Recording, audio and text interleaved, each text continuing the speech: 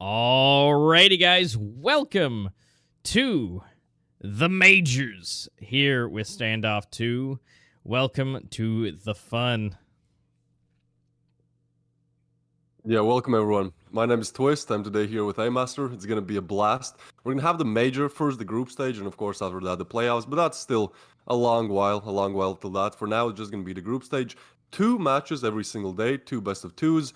If a team wins 1 game, they get 1 point. If they win 2, they win 2 points. Pretty simple, pretty self-explanatory. A very nice Major here coming up. And some of these teams already signed a minor. That was a few months ago, but now, you know, it's the Major. The stakes are bigger, and we'll also see some new names. So it should be an overall blast to watch and cast today. Absolutely, yeah. It's going to be some good matches, some good things will be coming through. But let's go ahead, before we get too deep with the good matches, let's go ahead and talk a little bit about the group stage itself and kind of who we're here and who we're expecting. So we'll go ahead and check on those. So we have RevialGG, Saints, INCO Gaming, Death or Glory, Winstrike, STREETEIGHT, Team Elevate, and NOOBS. So we've seen some of these teams before. If you guys have been around for a while, these will be quite well known to you guys. At least the last time we were here with you guys in the hot seat, you know, we got to see pretty much all of these except for NCO and NOOBS play. It was a good time. RevialGG, Winstrike, and STREETEIGHT were really coming in up to the end. It was some great matches, and I would expect exactly the same thing today. Yeah, most definitely. So every single day there's going to be 1 match from Group A and 1 match from Group B. Again, a best of 2. Now today we're going to see 4 quite familiar names, especially if you watch the minor. So here's the schedule for today. As you guys can see, it's going to be Winstrike versus NOOBS is the first game. And then we'll also have RevialGG versus Saints as our second best of 2.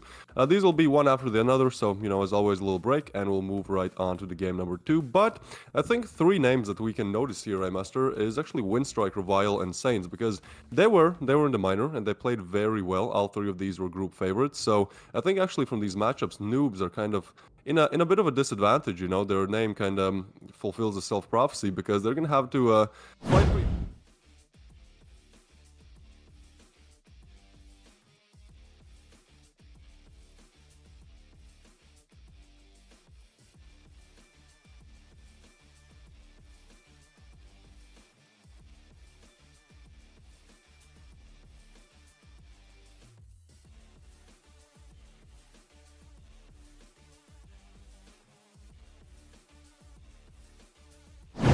into the fray. I'm excited to see Elevate making their way back up into this area. But our first matchup today, though, we will be seeing Winstrike versus NOOBS. These guys will be going off. Winstrike did a absolute bang-up job last time in the minor that we were here last time for, and so I fully expect to do it again. Now, NOOBS, on the other hand, being a bit of a newer team making it up into the scene here, I'll be really curious to see how well they can take on Winstrike.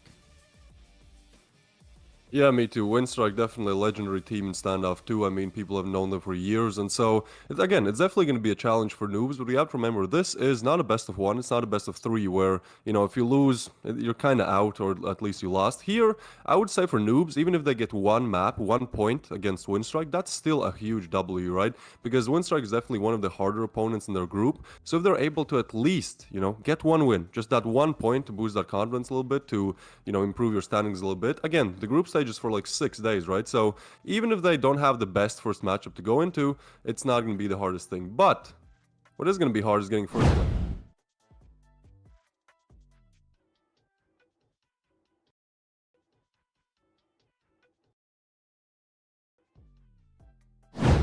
2 and also $1,000. So it's great to see for that from the 8 teams that are competing, 6 of them, 75% will actually get some kind of reward, right? Like, it's always great to see that it's not only this one team who wins that really wins everything. It's like, well, you're in the top 8, and if you just make it to the top 6, you're still going to get some nice rewards. You know, you're still going to be crowned 5th or 6th place of the major, which is a great accomplishment in itself. So yeah, that's what I like to see. The prize pool is very good, and I think because of that, all the teams will really play their best to, you know, get some of that. Absolutely, yeah. There's definitely no shortage of cash up for grabs for these teams. And I mean, it's going to be solid. There's definitely going to be something to work for, no matter what. I mean, any of your positioning that you'll be able to get those prizings will be great, regardless of where you place. So for any of the newer teams, for anyone, and depending on their placements and how things go, obviously things, the RNG of life, with connections and how things go, and how the device goes, things happen. So no matter what happens and what comes your way, the prizing looks good, and it's going to be well worth their time to be able to do. Now, again, who's going to get there? We'll find that out throughout these group stages and how many points they can get, and as they work through their points, we're working their way into the playoffs, and then ultimately into the best of 5. That'll be the finals. So just keep that in mind as we move forward. This is just going to be a bunch of best of 2s pretty much all week, and all up until we figure out who's got those points and where they're going to be landing. Yeah, I think it's a group. It's a good format for the major, especially because the playoffs are double elimination, right? And I always like double elimination playoffs because if you lose your first game, that had happened, especially in playoffs. Sometimes the tensions are so high and you just lose that one map or that one game. You still have the advantage to you'll be lower bracket, but you still have the chance to actually make it back. So that is great to see. Again, here are the times for the games today. One should start in approximately 7 minutes. The second one will be an hour 30 after that. So yeah, again, first Winstrike versus Noobs, and then we'll have Revile versus Saint. Should be good games. I think the second one will be kind of more competitive. We'll probably go 1-1 to each team because as we both know, like Revile and Saints, they were inseparable in the minor, and I don't think much has changed since then. I think these are really one of the best teams in the Standoff 2 competitive scene. Yeah, I absolutely agree. It's going to be great, and especially with how they're going to be playing. I'd be interested to see how they progress. I mean, the teams and how we've seen them play in the past. I mean, Winstrike, again, kind of the fan favorite. I mean, pretty much the best, arguably. For some of the other fans out there, again, arguably the best. But Saints will do fantastic. I can almost guarantee that. STREETEIGHT will do as well. But I think it'll be interesting as far as the matchings up later and how those will go. I mean, the fact that Revile and Saints, Revile will also do a fair job. I mean, really, it's just comes down to what's going to happen between them and how these matches will go and where they're going to be going. Now, again, the first game of the day will be Winstrike versus Noobs. These guys will be duking it out. Noobs, we're crossing our fingers for you and what we're looking for and what they're able to do. Winstrike themselves, they've got a great lineup. The players themselves have, again, a lot of time in-game in what they have. And here are the lineup that we'll be seeing today as far as what they are and who they'll be doing.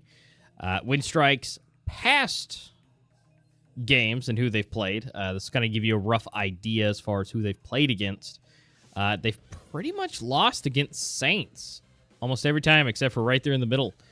They won a 2-0, so I mean, between Saints and Winstrikes should be a nice matchup if we see that coming in the future. Yeah, most definitely. I think, again, Winstrike, Saints, and then the other team we're going to watch today, it's like they are the top 3 favorites of this tournament, right? And so it's interesting, stats definitely do help, but at the same time, I think what we saw from Winstrike in the minors showed that they can really perform even in those tough matches against tough opponents. So I think, you can base your decisions a little bit off the stats, but at the end of the day, we're going to see how they really show up. Now, on the other side of things, we have Noobs, and the Noobs, they do not have profile pictures just yet. But, it's probably a pretty good underdog story, I think, pretty good come-up story, because, again, with a team name like that, never have really seen them, at least not in the last minor, and now these random guys show up, but they're good, they're definitely good because they've made it to the top 8. The question is, are they good enough to keep ascending and, keep climbing the ladder, or are just major kind of group stage where they end up and, we'll see them next time probably in another minor or major. So, yeah, again, a nice come-up story for Noobs, but it still has not finished. They still have the last few pages to write, and so we'll see what they're able to do in the major. Now, if we look at their results so far, winning some games, losing some. Interestingly enough, they won 2-0 against Saints, which is a team that Winstrike, a supposedly better team, lost twice to. So just the fact that, they were able to actually win one of these top guys and stand up to one of these top teams means that they definitely have the fighting power to do so. Now, granted, this was 7 months ago, so I'm sure that things have changed since then.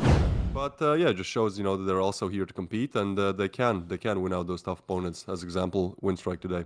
Yeah, and one of the things is they also had, a 0-2 against Reval Gaming. So again, that's really where it's going to come down to what happens, what maps they're playing on, and all those inner workings of all those things, because they can either lose really badly to Revile, which again is one of the better teams, but there are other teams that are higher ranked. But then again, they won 2-0 versus Saints. I don't know if Saints was having a bad day that day, or if that was, that was multiple months old version of Saints, right? Don't worry about those guys. The new Saints, on the other hand, and how they practice will be very different, again, going up against Winstrike more recently. So there's a lot of variables to go through. There's a lot of stats that go into that. And also, I guess it all depends if it's, was it online? Was it not? But that's to be determined. But we do have some extra details on the glorious stat. We'll check out versus on the teams and the information kind of back and forth between them. Yeah, well, here we can see just the experience difference, right? Like on the side of Noobs, we have a guy who has played 13 games, and then the other side we have someone who has played pretty much 10 times that amount. So again, definitely Winstrike, the more experienced team. But I mean, if you look at the KD, sure, it's only 13 maps, but he has done well for himself. He has good KD, good all other ratings as well. And so I think, we can't undermine how good these guys are, even if their team hasn't really played that many games. Then we have Hattori against Excise. I think we saw Excise last minor as well, but definitely some players on the roster of Winstrike have changed a little bit. Good ratings all around, but again, when you see someone who has played more maps and has a higher KD and a better rating, it means that, most of the time he is better. Obviously, they still have to prove it in today's game, but we can just see the kind of dominance in terms of stats that Winstrike has over Noobs right now.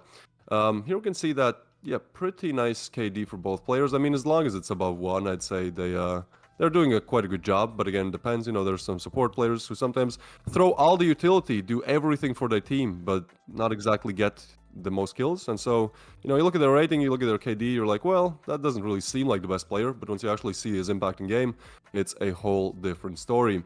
Here we have Necro against Floppy.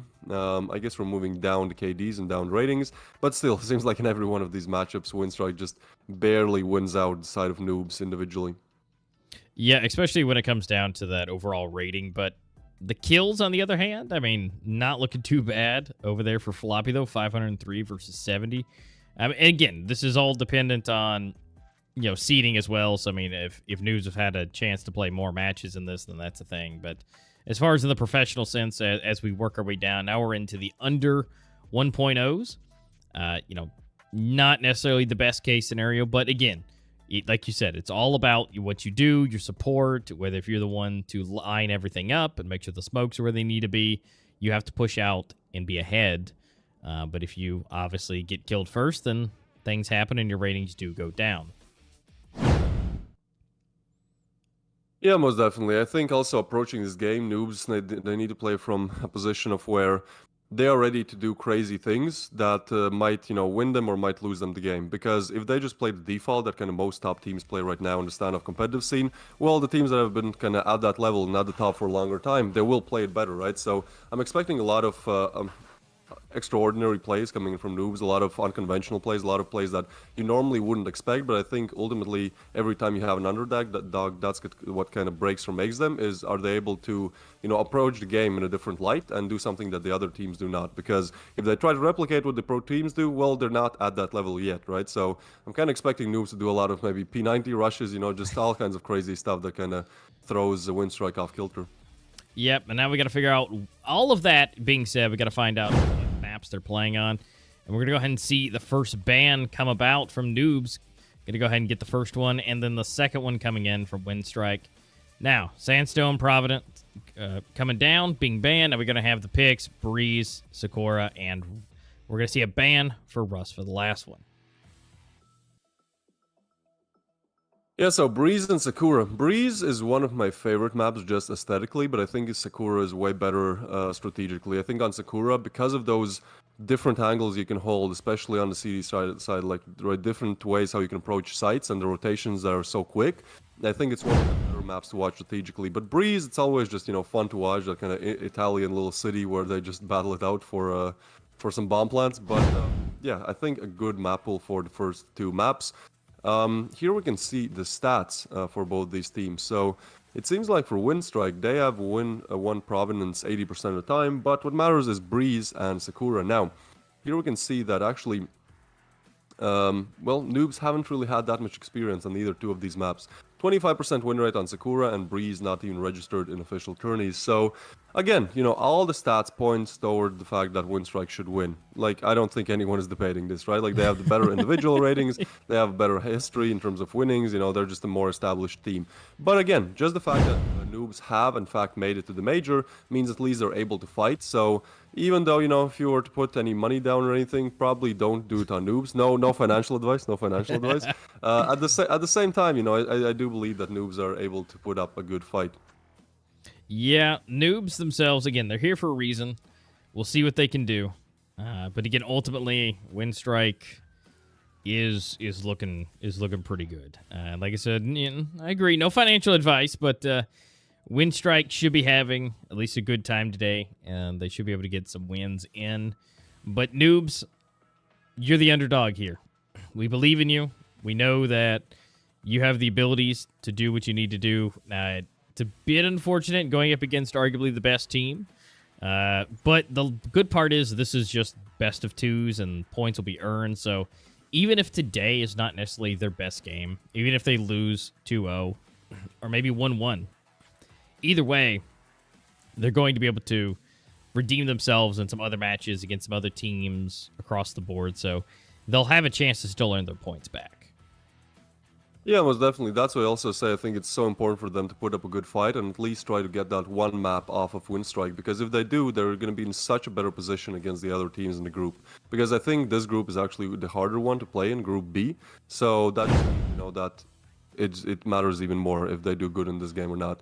Yeah, if we look at the predictions, I honestly would have expected a bit more percent for Winstrike just because of how much more known they are. So the fact that the prediction is actually 28% for Noobs, well, it's good. It should definitely give them some kind of confidence. You know, one of these three games, statistically, they should win. But since there's only going to be two, well, they can definitely fight. What I'm saying, they can definitely fight for that one map. And who knows, you know, if they do good on the first map, they actually win the first map, that might switch the mental, you know, and make Winstrike worry a little bit and make Noobs in a elevated mood. And, you know, I mean, it's entirely possible that they do get the two maps. For that to happen, though, I think they do need to win the first one, because if they lose the first one against the Winstrike, then the opposite is going to happen, and, you know, Noobs are going to feel kind of down on their luck, and then, you know, winning the second map against a better team when you're kind of down, that's going to be even harder. So I think Noobs, they just need to fight as hard as they can from the beginning, and if they do so, they have a good chance to get at least one map. Yeah, that's the biggest thing, is right now we have zero information on Breeze. So realistically, this is kind of their best case scenario for being able to bring it up as far as winning the first game. And again, you know, it's really the points that matter.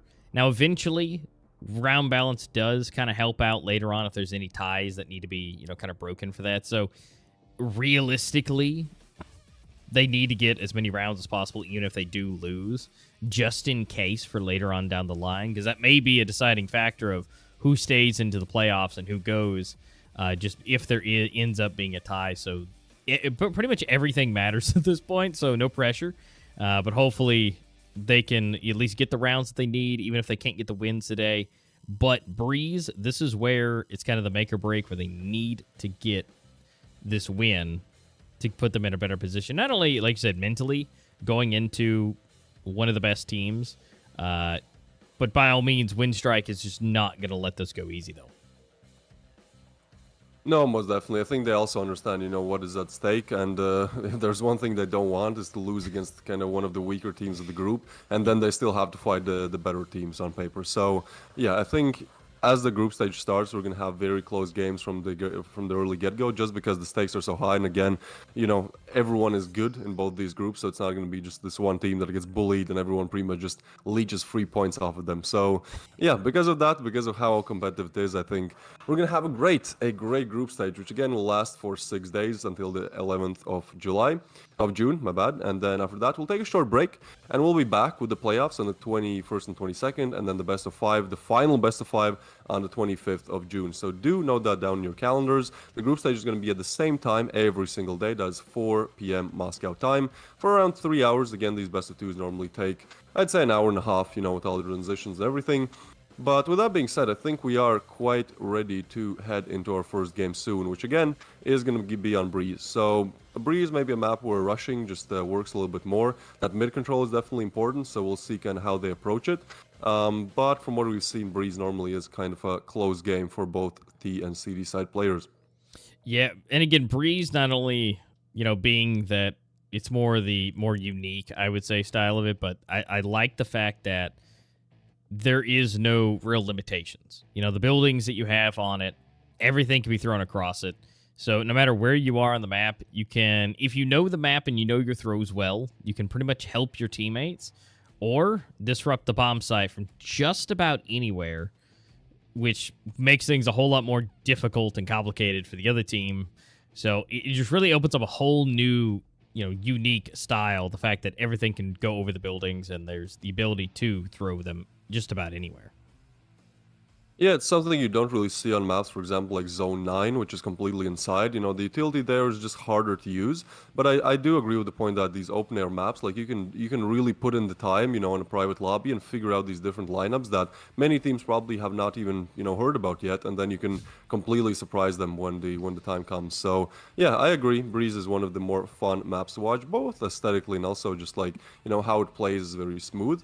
But then when it's to actually move on to Sakura, I think Sakura is way more about map control. And sure, you can still, lob those utilities over, but because the bomb sites are quite far apart, I think what really matters on Sakura is just having very good communication, having very good awareness of your map control. Because if you do, then you can kind of cut off mid and take either the A or B bomb site by storm. And that kind of goes for both teams. Like whoever controls kind of the mid area can really, wreak havoc.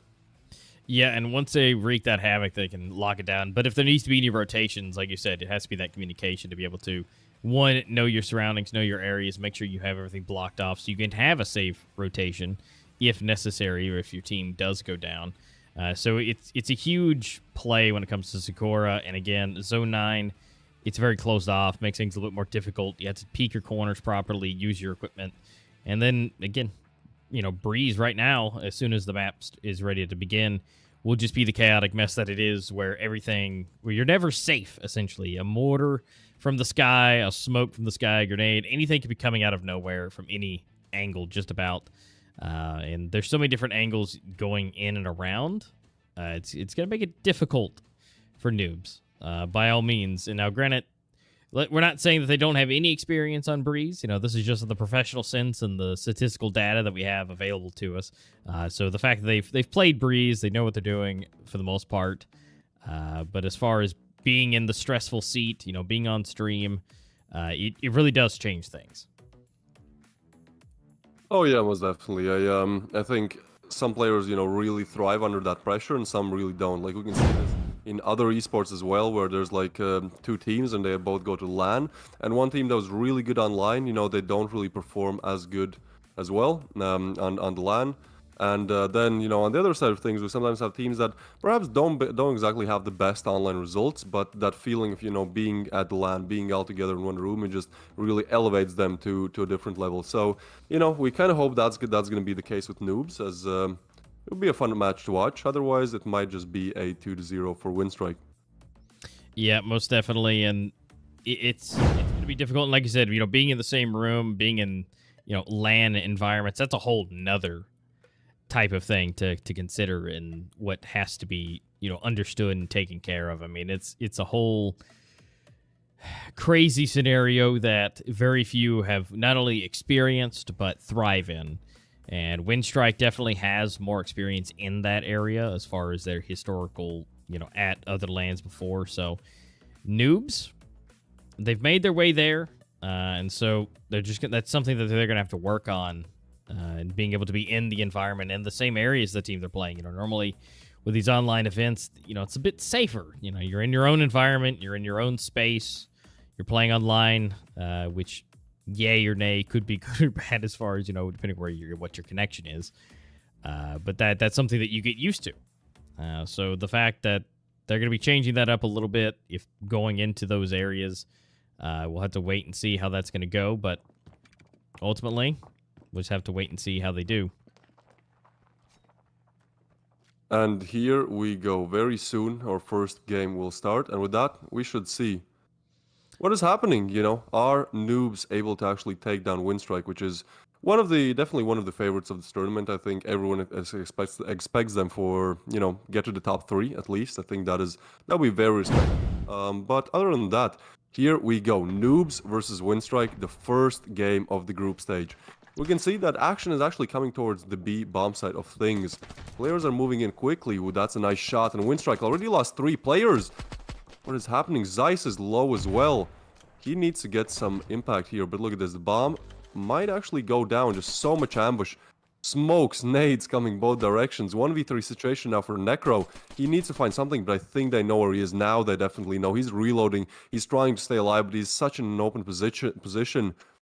He's actually moving back. This might be smart. Can't expect someone to be there, but they're not. But I think he does hear some players here. So with 40 seconds left on the clock, he still has time to at least pick off one of these players and then at least try to go for the bomb plant. I think that would be the optimal thing to do. Here he finds one, but gets taken down. And that's Noobs winning out the CD first pistol round.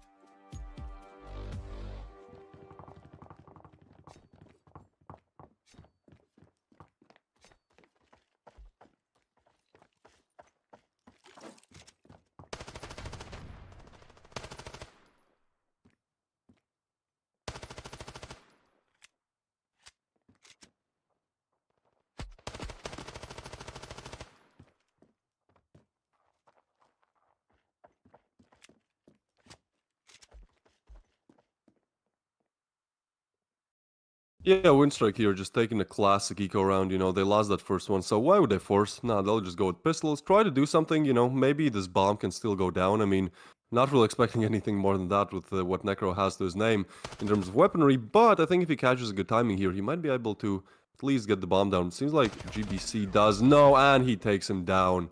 So that's Noobs. 2 very clean rounds to open up the game. So I'm sure that, they can keep this going. But now it's what actually matters. Now, Winstrike buy up those rifles, and it's definitely going to be a bit more challenging for Noobs to withstand the automatic fire of those weapons.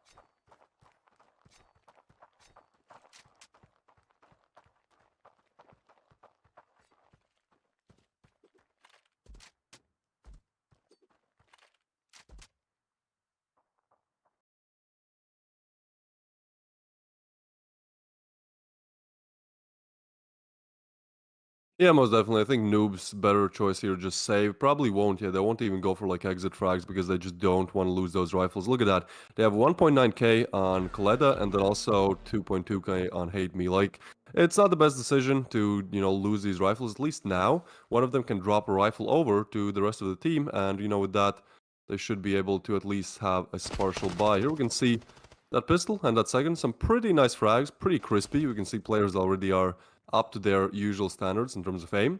But with the 4th round underway, it's going to be interesting to see what approach Winstrike takes now. Because last round, they had a very good rush inside bomb plant, and after that, it was pretty much over. And now look at this. They're actually grouping up towards the B long of things, and not many players are covering that. No, definitely not. And rolling up into this, they've got to be able to, I don't know, lock it down. I mean, B seems to be where they want to go, and they've got at least 3 players close by. But they need to be able to start making those rotations. But those rotations may not matter. I mean, 3 of them are already down, and leaving just Hate Me and Rez by themselves to take on. I mean, it's still doable. It's a 2 versus 3 if they can isolate their kills right here. If Envy could possibly be taken down here at the Rocks, it's possible for them to be able to make this happen. Down to a 2v2, which here we go. Envy does go down. They both help out for that. So now it's a little bit better. But Bomb still needs to be taken care of. And so Hate Me, and now down to Necro 1v1. There's... and that's just going to be Necro finishing off. Nice, clean headshot. And that's just going to go ahead and tie it up. Winstrike is actually doing really good popping back into these rifle rounds. And it's going to force Noobs to go a little bit more conservatively. They're going to go... Looks like we got some Deagles, FAMAS. I mean, it's not the best buy, but it's definitely something that's doable. Yeah, nice quick recovery after that pistol, and now it seems like Winstrike, they have found a winning strategy. Every single round they just go beeline. Look at this Envy, already up so close. I think he might catch people off guard here. I mean, nobody's really checking him for now. Now they know, but it doesn't matter. Envy gets one, Pronic gets another one. Oh, now he goes down, but it's a 3v3 situation, and the bomb is down. So all that Winstrike really have to do is secure the retake here. And look, their positioning is so good. They are setting up good fights.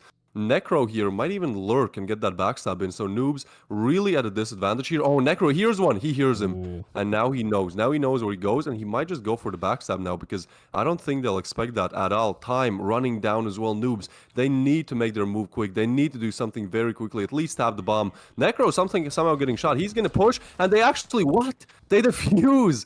They throw the smoke down. I think Winstrike expected Necro to peek earlier there, but yeah, they just start defusing, tap it, and you know, pros never fake. And so they get the round somehow, just get it from Winstrike, and I have no idea how. 3 players alive on Winstrike, and they just all get smoked off, and great play coming from Noobs there. Yeah, that was a good job. They were able to get that, and the fact they were actually able to get all the kills as well, just barely at the end, definitely shows some good placement there. And again, they set up very well, and like, bros never fake. Once you go for the defuse, you go for it. Although, it looks like Pronic's able to get 1, Enki for 2. And, I mean, honestly, last time Letta did great, getting 3 out of the 5. So, I mean, if 2 of these players, or at least one of these players, can activate and be kind of the front runner there, which currently right now looks to be Letta. We'll see if that continues on or if anybody takes forward. But, again, someone needs to be that front runner to be able to secure at least 2, 3 kills in the round.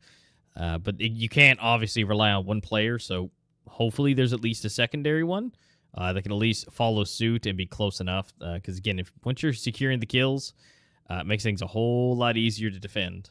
And as of right now, I don't know. There's 45 seconds left. It's 4 versus 3. They got to make a move, whether it's going to be A.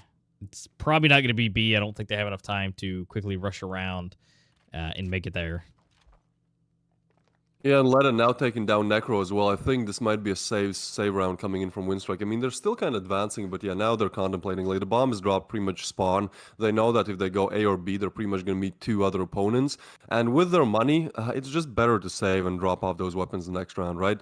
So, ooh, okay, Envy, he actually peeks. He's going for it. He has 15 seconds. This is a huge ask, and Hattori catches one through the smoke. That's a great shot. Almost a second, but Zeiss, he's still alive. 5 seconds left on the clock, but gets taken down by Rez right as he pulls out that bomb. Rez plays it perfectly. He knows that he has a plan, and so as soon as he hears, you know, that bomb coming out, that bomb being planted, he just peeks. He knows that even if he dies, there won't be enough time to actually plan the bomb. So very smart plays coming in from Noobs. Nice attempt by Winstrike, but still, Noobs finding their fighting spirit back, you know, getting now 2 rounds in a row, and the buy, it's not looking the best if Winstrike win this round, right? Like, if Winstrike lose this round, right? Like, look at the economy. There's pretty much 1,000, less than 1,000 on all 5 players, so this is a must-win round for Winstrike. Otherwise, they have to go eco and pretty much lose 2. Yeah, and the fact that Noobs would then be up by 3, and then circumventally, they'll have to go up by 4. At that point. So, I mean, this is huge for Noobs if they're able to take this round. It'll be a huge boost for them. And like I said, absolutely decimating to Winstrike for this round. So this is really just a huge pivotal moment here of how this round and this game will go. Now, granted, either way it goes, it could always be turned around, but this is going to be a big moment. And I think they both know it. They're going a little bit extra slow. But again, we're back to that 4v3. Make that 2.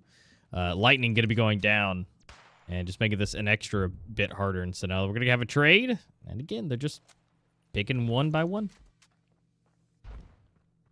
And down they go, all in the hands of Necro. He has an alright weapon, it's definitely not the best rifle, but he is close to the bomb. I don't think he knows about the player on his left there. That's such a good hold, and the rest is rotating in as well. Necro so much to do, and he gets caught off guard by Rez. Great positioning by him. Noobs finding another one on the board, and look what that has done to the economy of Winstrike. Some of them have less than $3,000 to their name. I don't know what is the best decision here. We can see from Hattori again, just genius plays, and then Rez coming in and saving the day once again. Hate me as well. Some good shots, and ultimately Noobs winning it out. But yeah, this is the buy, everyone. Look at the Winstrike's economy. Pistols, Tech 9s, Deagles, it's not the best. I think their strategy is going to be to rush all together, and one of them gets blown up. Second one taken down by Hate Me as well. Great double from him. Now a 3v5 situation in Winstrike. They've pretty much lost the round as soon as it has started, because in this situation, there's not really any openers that they can get here. No, not at all. I mean, best case scenario, they can get some Deagle pings, but that's going to be kind of pushing it. I mean, it's what we've seen from Noobs at this point, which by all means has absolutely surprised me. They're doing really good with what they have, and so seeing where they come through and how they're doing, I mean, they should be primed to. I'm not gonna have the caster's curse, but they might be primed to take it. Yeah, most definitely. I think if they get the bomb here and they actually commit to one of the sides, they might get one of these CD players and perhaps have a chance to plant. And I think they should go for it, right? Because they have enough money to buy rifles next round, so they can kind of just, lose these deagles. It doesn't matter as much. But with one player, that being Necro, now alive, I think all that he can do here, yeah, he's not even going for the bomb. He's just looking for frags, looking to perhaps, kill someone and save that rifle over to the next round. I think that would honestly be his best bet, but he's now getting spotted. Tagged a little bit. Actually, Letta is low, so if he's able to find him, but it's Hate Me with a nice triple in this round. Securing Noobs to continue their winning streak here. Really did not expect this opener, right? Like, Winstrike, definitely prediction favorite. 72% of people said that Winstrike will win. And, also stats and just individual gameplay favorites. But for now, Noobs are doing a really good job on Sakura. And once we go to Breeze, we can see maybe that momentum carries over, but still a lot to be found for Noobs here. Many more rounds to come, so Winstrike definitely had their chances to rebound here. Yeah, and this is huge. I mean, the fact that being the just textbook underdog is just incredible with how they're playing and what they're doing. And the fact that they've have a 4-round lead against Winstrike. And, we definitely were giving them... it was a little tilted. Not saying that, we were thinking that they would lose, but, it's definitely an uphill battle. But they've somehow found a way, and they definitely are showing off their skills no matter what, and what they're capable of doing. And the fact that they're in the lead, and by so much, is going to be great. And again, everybody else watching in the predictions thought so too. So these guys are really making a name for themselves, for Noobs to maybe be a nice household name and make their way to the playoffs. Again, this is day one, so there's a lot more matches to do, but you never know. This could just be an off day for Winstrike. Yeah, I think Winstrike also, like, the way how they push sites is a bit weird. I would expect them to push A more, because look at the minimap, right? Like, there's only one player on A, and Winstrike haven't even pushed, so Noobs just naturally kind of send 3 to 4 players towards B, but they're going to try B again, lighting, pushing in. Oh, he doesn't spot anyone. He does spot some nades, but now the bomb plant will come out. Will he be able to plant it? Yes. So now 5v5 retake. Oh, he's getting spammed through the smoke. He goes down. Letta with another one. Now it's a 3v5, and Rez, he's going to find another frag here. Winstrike falling apart at the scenes. 2v4 now, still possible, still doable, but so much time on Noobs' hands. Those wallbangs are absolutely nasty. I mean, they knew exactly where to blast, because if they decide to go backwards, that was where that was going to go. The bomb is being defused. All the players are dead. And that's going to be Noobs to grab another round. I mean, that was just huge. I mean, they were doing so good. But they got the bomb planted. But then just the absolute spray through the walls. It did not go the way they needed to. They probably should have went to the right after they planted. Would probably been the better option. But obviously we get to see the glorious options and the overview of everything. So... we'll have to wait and see. We're going to go into the flip and see what's possible. We're going to see, once they get everything reset, where they're able to go. I mean, Noobs, 5 rounds ahead, and if they can take this pistol in the next round, they're going to look pretty good. Oh, they're looking just so dominant right now. Like, right? Like, we saw those 2 rifle rounds coming in from Winstrike, and that was it. Noobs won the first pistol as well. So, yeah, this is a tough one for Winstrike to crack today. And the fact is, like, they don't really have that much time to do it. They have to win this pistol. That would be a great way to start making that comeback. Get that pistol, get that second. Then we're looking at a 3-round difference. But for now, seems like Winstrike, they're just dying again. 4v5 situation. I mean, it's still entirely possible, but only 2 defenders towards that A bomb side of things where Noobs have planned their attack. Now, Letta, he might actually get caught off guard here. Yeah, there's 2 players. Great play by Winstrike there, refragging each other. Oh, that's a clean shot from Zeiss coming in as well. Tides are shifting. Now Noobs at a 1-player disadvantage here. Yeah, this is definitely big for them. Winstrike need this. If they lose this pistol, this is not going to be good. This will pretty much make it game over. Hate me, though. That's a great angle to be holding for Necro, but I mean, his accuracy is just unbeknownst. And so now we're going to see the bomb go down. Timer is now set. And now Winstrike have to come into the bomb site and take. And I mean, as we saw, Winstrike was basically ignoring the A bomb site when it comes to planting it. And it seemed like they did pretty much the same thing as far as on defending it. Let's see if they can make their way in. It's a 3v3. It's still possible. Almost definitely, but I mean, the bomb is down, so Winstrike, they have to move quickly. That Hattori nade is big. Now 2v3. Hattori knows where another one is. He is the man of this round. Great plays by Hattori, finishing him off in style with a smoke headshot. And that is Noobs on A, just accelerating ahead, just pushing forward. And there's not really much that Winstrike can do about it. And look, yeah, they're just going to force. They know how important this round is, because if they lose it, they're so close to actually losing it all. So they know what they have to put on to actually win it. So they've bought a very wide range of different weapons. Haven't really seen this buy for a long time, but I mean, they're trying to do the best with what they have. Oh, and Envy, that's definitely doing the best. That's a clean shot on Hate Me. He's gonna hate him after that one. Now a 4v5 situation. It's looking a bit better for Winstrike. Bomb is dropped towards that spawn area, but it seems like Noobs for now are just gonna scouting out where potentially they can go. Look at this double setup on A long though. Winstrike are pushed up so far so they can rotate. They can have early info if it is indeed A. So that is a nice switch of positioning on the Winstrike side, and I hope it works out for them to make this game a bit closer again. Yeah, this is, again, the scrappiest buy if I've ever seen one. Being able to have, not your favorite sniper rifle, and then a bunch of shotties, a FAMAS, Deagle. I mean, this is, again, best case scenario, because, again, they really cannot lose this one. And at least they'll have somewhat of money. I mean, they may have to do another scrappy buy after this, but they have to basically win this, or it's pretty much over for them. Yeah, Rez here. I think he was playing anti-flash. That's smart. Okay, Lightning, he is close. Now they know about the shotty. Now they just don't peek him short range. If you know somebody has a shotty, just don't challenge him close range, please. And that's exactly what Letta is trying to do. Hoping that the shotty player being Pronix will peek, but I don't think he will. And with Letta being low, like, he really has to watch out. That shotty, even in long range, is dangerous if you're on low HP. But look at this. Okay, Noobs, they are fully committing to just saving, because there's 5 seconds left on the clock, and they've all run back to pretty much spawn. So yeah, probably the decision that I did not want to make, especially when it's a 3v4. You don't really see these saves coming in often, but I think that first opener shot with the scout from Envy really changed everything, right? Because that opened it up, and then Winstrike were able to play a bit more confidently, and now Noobs were the ones kind of struggling to find anything to open up the round. But we are into our 12th round of play.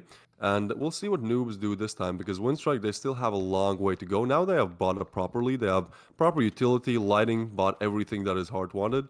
And so we'll see what they're able to do. Seems like Noob are trying to do the B long approach, what Winstrike did, and it worked for them a couple of times. But now Winstrike do know. So yeah, we can see one rotation coming from A already. If Noobs decide to push this one, they'll meet a full site. Yeah, definitely. So it's going to be hard. I mean, if they go B, they're going to have to absolutely, blow it out at this point. Which, I mean, they've been good at, getting the frags, getting the kills. So it's definitely, I would say, in their favor to do so. But again, it comes down to who's holding the right angle, where's their crosshairs, and where they are. And I mean, at this I point, it don't know looks what like this is. yeah, I guess they're just having a good time. Just wait, Oh. what? Okay. So they're The definitely going to triple try and boost. get the most advantage. So Yeah, I mean, they have 40 seconds left, but I think it actually worked. Gleda getting Zeiss just completely bamboozles him. That's a great gimmick play to use by noobs there. That definitely opens round. And now, yeah, 30 seconds left. Winstrike pretty much no. That's why there's only one on A. But still, it's going to be 3v5 on the bomb side of things. It's on the B bomb side of things. It's not going to be the easiest thing to do. But Pronix still with that shoddy. Still deadly and lethal with it. They know where he is, but it's hard to get him.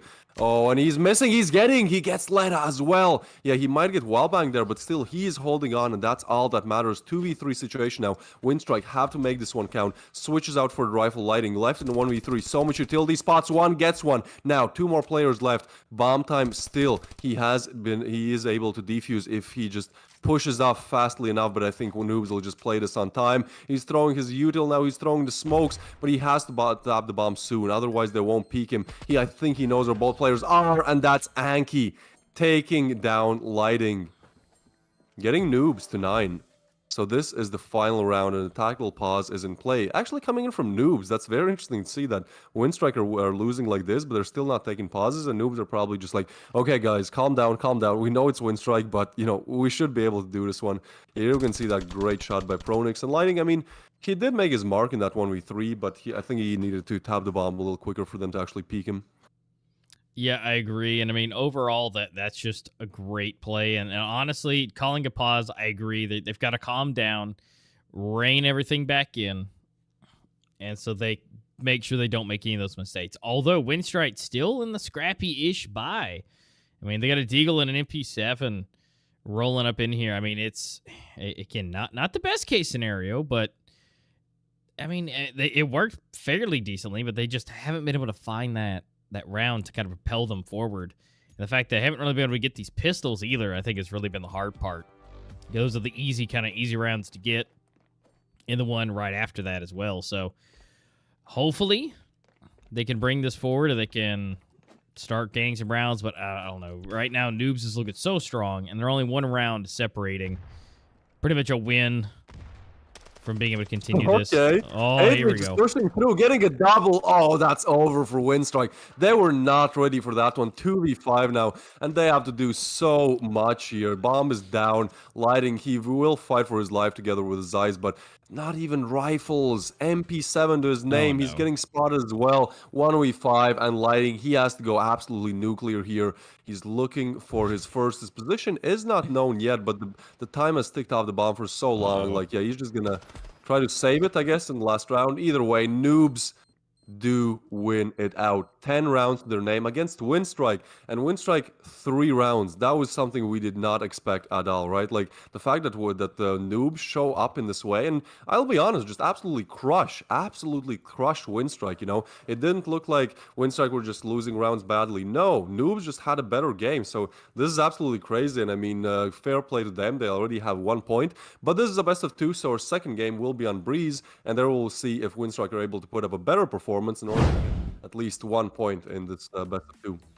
Yeah, that was absolutely nuts. Again, we talked and we looked at the stats. We saw everything, which, I mean, stats don't say everything. Clearly, Noobs, they just kind of went way far out, way past our expectations of what was going to happen. And not only squeaking the win, but, like, most of the rounds entirely. I mean, the fact that Winstrike was only able to get 3 is just a bit nuts.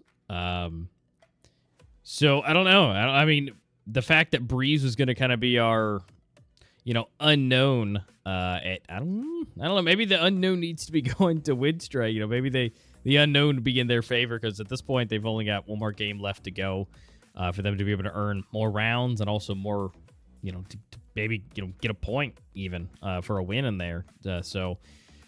I mean, let's cross our fingers and see what's possible. Yeah, most definitely. I mean, again, Noobs just opening the day with a match that nobody really expected. Again, the predictions were 72% for Winstrike to win, and just the complete opposite happened. Yeah, Noobs, they're actually good. Their name might be one thing, but in the game, they they are actually good. And that really surprised me. Here we can see some of those frags. And again, yeah, Noobs are just the dominant team. I mean, Hate Me, he had some great plays. He kind of also single-handedly won that last round of play. But at the same time, we saw everyone on the side of Noobs performing really well. Sure, you know, Winstrike had their nice shots, they had their nice plays, but just together as a team, Noobs functioned so much better here. Yeah, they did, and they were just absolutely on point with their accuracy. Their crosshairs were in good places, and the fact that they're able to get some of these, you know, small holdings is huge. I mean, the fact that, you know, right in the center at those rocks, and especially the pistol round was the most impressive, I think, to me, was being able to see just getting the tiniest bit of the head popping out between the rocks and being able to take that was just insane. Because at that point, it should be any day of the week. Should have been a Winstrike kill, but it wasn't. So I don't know, they're doing so good. They have warmed up. They are ready. I don't know what they've been doing, you know, as far as their practicing goes for today, but whatever it is, they're doing it right, and they're doing it good. Yeah, most definitely. I expect to see more of the same once we actually get the breeze. And yeah, now it's actually like Winstrike are kind of in a disadvantage here. I mean, I'm 100% sure they did not expect this match to happen as well in terms of the score. And so they have to bounce back, you know, they have to remind themselves that, yeah, we are the favorites here. We are the more dominant team. We just need to kind of find that side of us again, because otherwise, yeah, this is looking so dominant for Noobs right now. Granted, maybe, you know, Sakura is just a very good map for Noobs, and once you actually get to Breeze, which is Winstrike's better map, you know, they might do better. But even if we looked at the stats before the first game, it seemed that I think Noobs had like 25% win rate on Sakura, which is like winning 1 out of 4 maps, and then they just show up like this and win against, you know, one of the best teams out there. So props to Noobs, props to Noobs. I think they surprised absolutely everyone here. Yeah, and I'm really confused. I need to know what happened on those other losses. Like, if they were playing this hard and this good against Winstrike, either they had to have some off days to lose, or whoever they were going up against just absolutely flatlined them. I don't know. I need to know that details, because they played out of their mind. So, again, props to Noobs and what they've been able to do and be able to get that extra first win. I say extra just because it was almost unexpected, but now them showing off their skill, I'm almost expecting them to take Breeze. Again, they don't have any stats or data on that, but, you know, it's not to say that they're not going to be good at it. You know, this was definitely a breath of fresh air, and especially with a new team coming up in here, at least with a new name, and being able to just rock it out. I mean, this should be pretty good for them. Winstrike is definitely in a little bit of problem, you know, some heat here moving into that. Yeah, most definitely. I mean, they just need to keep the ball rolling, right? Like, they just keep doing whatever they were doing on Sakura. It works, so just keep doing that. You know, don't celebrate too early. You know, getting 1 point off Winstrike would be great, but getting double, that would not only put you in a very good position in the group, but also just shock everyone and strike fear in other teams. And here we can see one of the players that really struck fear into Winstrike. It's Letta. He was playing very, very well in the first game. We saw many individual plays that he did great, and also just overall, you know, he was very good in terms of executing what needed to be done from him. Here we can see the rounds. Yeah, the overall rounds, what was used, what able, you know, as far as kills or being able to, you know, make those connections. I mean, overall, I mean, they did a phenomenal job with that, what was used to get the kills. I mean, honestly, great statistical data, and here's everything from across the board from the last match. I mean, Letta with 14, and Floppy and Hate Me not too far behind, 10 and 13 themselves, respectively. Nobody really doing terrible. Clean assists and low deaths, although Hate Me, on the other hand, died basically constantly. But again, still seeing like a 3.5 KD from Letta is just nasty. And the fact that his rating overall was almost a 3.0, that's that's pretty good against Winstrike. Yeah, most definitely, and especially look at Winstrike's ratings, right? Like, they had ratings like, I think 1.3, you know, 1.2, 1.1. They had really good ratings. And in this game, they have, I think the highest was like 0.6 or 0.7. So that's absolutely insane. Like, I can't believe that Noobs are this good. Obviously, it's only the first map, you know, bad starts happen even to the best teams. But yeah, at the same time, like, once you actually get to Breeze, I think Winstrike need to fight a bit more, because otherwise it just does not look good for them. No, definitely not. And again, this is really where, again, that surprising, factor comes into play. Again, slow starts are possible. Issues could be happening as far as the way they're playing. Maybe their positions are sitting differently. There's a lot of things that could come into play, but Noobs is looking pretty solid. They're definitely, this is now why we understand why they're here. I mean, this is, by all means, if this is how they played to get here, all the other teams are going to have a hard time. Now, granted, again, this is the first stream, first game of everything. We have multiple days left to go. I mean, this is only day 1 out of 6. So we'll have to find out and see where we roll, where we land. I mean, maybe if they go up against Saints or Revile or, Elevate, any of the other teams, this may be absolutely different. But as of right now, it's a great start for them. I'm very excited for the underdog side of things, and so we'll have to figure out how that goes, but we'll be back here in just a moment.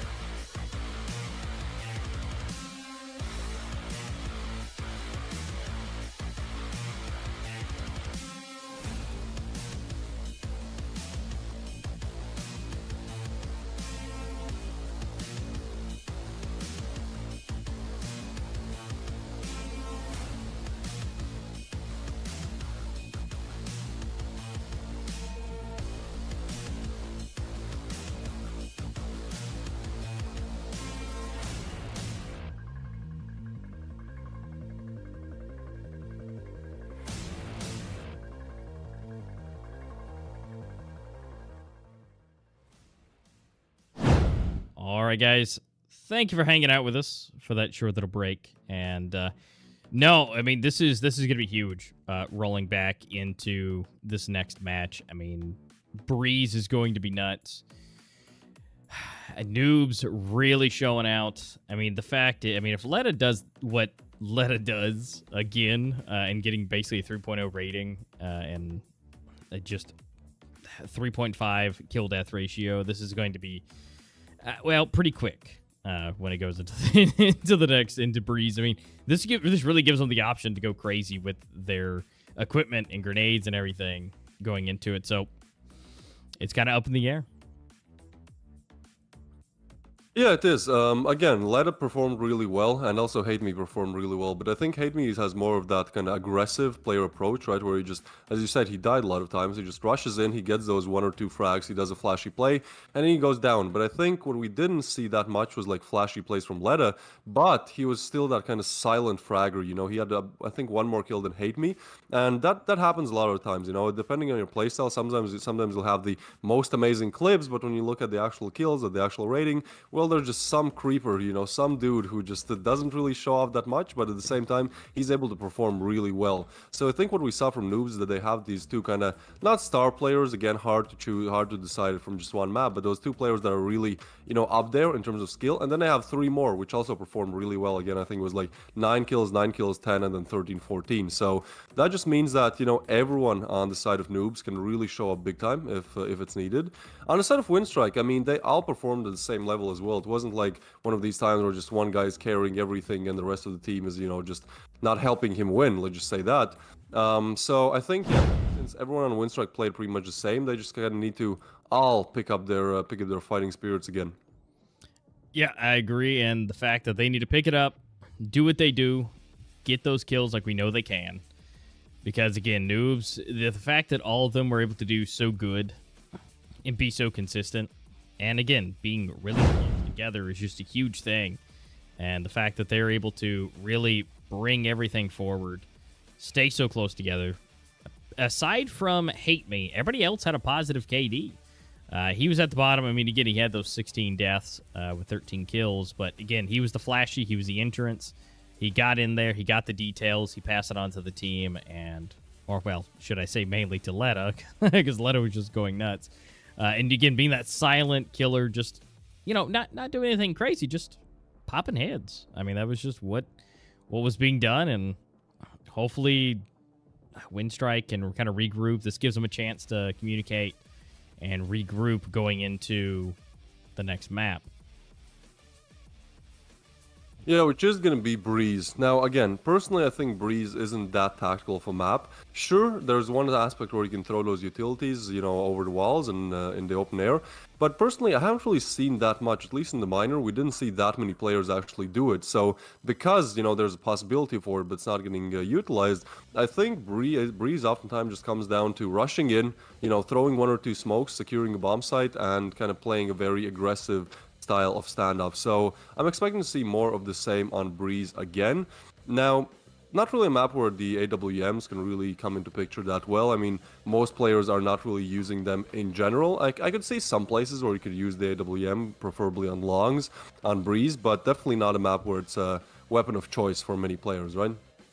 Yeah, so, I don't know. Snipers we have seen a little bit used in the past, but it really depends if the player is one of those good players with it. If they're not, one of those entry fraggers when it comes to jumping in with a sniper and just popping heads immediately, I mean, they might be able to use it kind of back from spawn, looking into the bomb site from either side. But again, it's that tactical decision of, do you use it? I mean, we at least got to see a little bit of sniper gameplay in Sakura, which is great, especially with a wallbang headshot. It's kind of nasty, but overall, I don't think we should see too much of that, but also it has the possibility. But honestly, noobs right now, I would say, be primed to be the one to use it. Yeah, most definitely. I think another thing we saw on Sakura is that noobs approached the game exactly how they should have, which was very aggressive. They did a lot of plays which normally you wouldn't see teams do just because of how, high risk, high reward they are. And it really worked out in their favor. So again, I'm expecting more of the same on Breeze. They're probably not going to spend a minute lining up their utilities, doing fakes and all of that. No, they'll probably just do some original rush that we haven't seen before that actually works because it completely, it sidelines the enemy. They don't expect it in scrims. They play in scrims. They play in practice. Everyone kind of plays this slow style of standoff where you more just focus on the utility and everything else. And then a team like Noobs come along where, they rush a lot and they do a very good job at it. And so I expect a lot of that. And also a lot more gimmick plays, like the one that we saw on Sakura where like three of them, boosted, stacked on top of each other to see over a wall and kill a player in a very original way. Great. Like, that was great, and I think that's what really sets them apart. And that that one kill meant so much because it was 5-5. They got their opener duel. Now they can actually attack a bomb site and ultimately to won them the round. So yeah, I think if they're able to keep doing these kind of gimmick plays that you can do once, it works, but can't really do it every round because they'll expect it. I think they still, if they have more of these in their cards, they'll have a very good chance of winning Breeze as well. Yeah, and honestly, that I really think kind of tilts it because you have your normal angles, you have your normal wall bangs, but what you don't expect is a 3-man stack jumping into the air and popping you from over the building. It's not really something that you're checking very often. So if they have any of those interesting plays, those stacks, literally those stacks, then that'll kind of throw them off. I mean, and even if it only works once or maybe twice for different ones, I mean, that's 1 or 2 rounds ahead, whether if it's close or not. I mean, that's some extra rounds no matter what. So best case scenario is they're just able to do what they do and be able to take it in 2-0. That'd be the best case scenario for noobs. But unless Winstrike wants to change that and be able to make it a 1-1, it's really all up to Winstrike if they're able to activate and really kind of wake up for what for us and you expect them to do. Yeah, most definitely. I think another thing we need to take a look at are the groups. Can we go to that one? I kind of want to talk about the groups. So here are the groups. And again, when we saw the minor, we saw some familiar names here. For example, Revial Saints, Death or Glory, Winstrike, STREETEIGHT, they all played in the minor, right? So the fact of the matter is, Noobs and INCO, well, they're kind of the newcomers, right? Like in both these groups, there's kind of this one team that hasn't really shown themselves, at least in the last couple of months. And so the fact that Noobs are able to, perform well in the first game already in a group against Winstrike, STREETEIGHT, both teams that really fought to their teeth, in the minor, just shows how good they are. On the other side of things, we have INCO Gaming. Now, we won't see INCO Gaming today. Today we'll see Revile versus Saints, but it'll be interesting to see what INCO can put up and if they're able to kind of have the same style of a very good opener as Noobs have. Yeah, I agree. That's going to be really interesting to see what they're able to do. I mean, Noobs is really kind of setting the stage for the newcomers to the main stage here. To be able to make it into these groups is huge nonetheless. And so hopefully we see the same thing, but that'll be a not today type of thing to be able to see that match later on. But, being able to see Revile Gaming and Saints coming up afterwards, I don't know. I'm kind of expecting a little bit more chaotic mess with that. Saints and Revile together is going to, I would assume, be crazy. I would assume that predictive split should be a little bit closer. Everybody has their favorites and things, and so I would really expect Revile and Saints to kind of just have just all their fans to be able to vote for them, and ultimately we might even see a 50-50 split. Yeah, most definitely. I think Saints and Revile, it's always going to be a fun game when that comes around. They played in the minor and it was just so close in all the games they played. So we definitely do have a treat for later on today. But we still have to figure out what happens in the second match of this best of two. Again, that's going to be Breeze coming up any second now. So it's going to be a lot of fun. We'll see, which team is actually better. But if we look at just the players, I think everyone on the side of Winstrike really needs to show up, right? Like we saw some good plays coming in from Invi, some from Lighting, the last map. But again, look at the scores. They didn't really have more than 7 or 8 kills. So Winstrike really need to. I think just their team play was good. They just need to show up individually, and win those gunfights because Noobs are just so much better at winning individual gunfights. But with that being said, we'll see if that comes true in this game as we are underway, everyone. Second game of this best of two, with Noobs having one map advantage here. Yep. Noobs looking good. They're feeling good. And I mean, as of right now, they're already one player down. So again, Envy setting the stage already, and Zeiss there as well. Two down, and then one on the opposite side for Winstrike. Oh, but the grenades are heavy. Double nade coming in, Lighting and Necro able to take down 2 players, leaving Rez by himself. Zeiss super close. I mean, will he be able to see? I mean, Rez is just one tap away, and, well, when it's a headshot, it just makes things a lot easier. So, Winstrike starting strong this time. Yeah, most definitely. I mean, they win their first pistol round, which is great. That's definitely something that they need to do. Now it's just about, winning this one. This one's kind of a freebie. I mean, look at the buy of Noobs. They just go for a default eco, not even going to buy any pistol upgrades. I think that's the best decision here, because that one pistol really won't change much in most situations. But, $300 extra or $500 extra does change things up once you get those rifle armor buys. Oh, look at this Zeiss. He's so aggressive. He might get a backstab here. Are they doing another boost here? No, seems like they are gonna just push forward. This is actually a good play. Like if they're able to isolate these gun players. Oh, okay, Invi. Yep, he's just gonna go down. Necro, another one, just shuts everyone off. Nice triple there by Necro, and that's Winstrike on double. Very dominant so far. Yeah, I mean that was fairly easy. It's just pistols. They couldn't really do a whole lot against that. Best case scenario, I think they were gonna maybe get one. But overall, now that we've got everything bought up, and here's that nice little triple. I mean, it's just 1, 1, 1, 1. I mean, when you got pistols, you should probably just all stack together. But I guess they were trying to see what would happen. Now, everybody's bought up at this point. So now it's the real time. This is the first real round for Noobs to be able to see if they can combat against Winstrike. Now, they probably should, because all the MP7s should be an easier time. But Winstrike looking strong early, though. That was such a good play. Jiggle peeking, getting info, throwing the nade in, and just taking out Leda from the sky. Yeah, Winstrike definitely showing up in this game so far. Granted, only the third round is underway.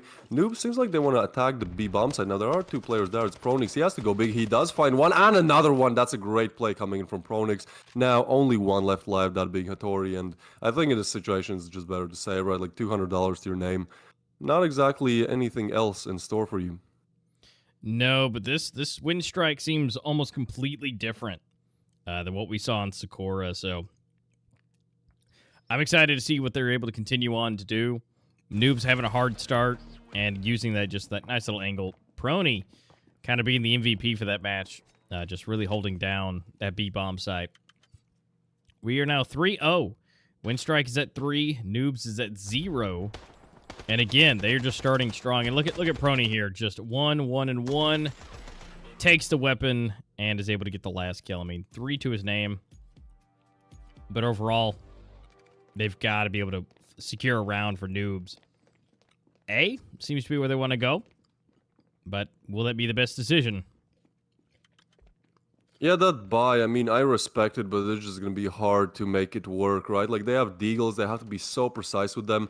Oh, and that's exactly what Rez does. Finds another one by Leda. What is happening? Winstrike just letting this one fall. 3v5 now. Granted, those weapons are not yet retrieved, but they definitely can. And Noobs, they have so much time on the clock here to decide. Do they want to go A, B? Seems like A is going to be more of an option here since they're grouping towards it. Oh, now the upgraded rifles come in as well. So this is going to be great for Noobs if they're able to just find one more. I think if they're able to, at least refrag, at least find one more, make it a 2v4, it should be a bit easier. Now, Enemy peaks long range, and in long range, that rifle still better. Leda somehow finds him with that deagle. Yeah, this is just falling apart for Winstrike. Now, only one player on that A bomb side of things. He has to go so big, find at least 2 players and stay alive. That is his task right here. Is he able to do it? We'll see. Throws a molly, knows where one player is, probably expects the other one to peek any second as well. So now just all about angle isolation. Oh, they give him a jiggle, but they don't give anything else for now. So he's staying strong again, sees another jiggle, and now they jump across. They're playing this one so smartly. And meanwhile, look at this. They're all rotating towards that B bomb side of things. That is so smart. They know that once one player's on A, probably another one coming since so much utility is being thrown. They just say, yeah, no, we're just going to go B. That's probably open. That is a very smart play coming in from Noobs. And even though the rotation is coming, I think the bomb might go down uncontested. I think it might as well. I mean, now we do see a little bit of that rotation. We are going to see Prony here coming in, but using that smoke properly. Now all 3 of them are in the bomb site. We might see him cut off Necro here, potentially on the rotation round, but bomb does go down, so they're actually going to be able to get, some extra bonus for that. But, this might be a save for Winstrike. I mean, they haven't been doing too great against Deagles. And, I mean, Leda is right there, so if potentially with range, Leda might be able to take out another one. Yeah, again, it seems like Winstrike, they have good collision side. They have good CD side setups, right? Like, they play where they should play. They hold angles that they should hold. But again, Noobs are just better individually today. Like, if they're able to win out long-range fights, Deagle against the scope they are, and the Deagle wins, well, it's not really about how your team is playing. It's about just, hitting that head or not hitting it. So, yeah, Winstrike, they definitely need to up the ante in terms of individual skill. That's such a beauty. And here, another one coming in from Leda. Just absolutely flawless gameplay, putting Noobs on the first round. Yeah, I mean, that type of accuracy when just popping heads at the Deagle is just nasty. And the fact that Noob's now able to get their first round and it be literally against just with all pistols, that's just kind of great for them and their mentality. And so A seems to be where they want to go again. But let's see if they can have a repeat here. We're going to see a nice little stack. But again, they've got to be able to get in. Right now, it would be kind of the best bet for A if they went for the push.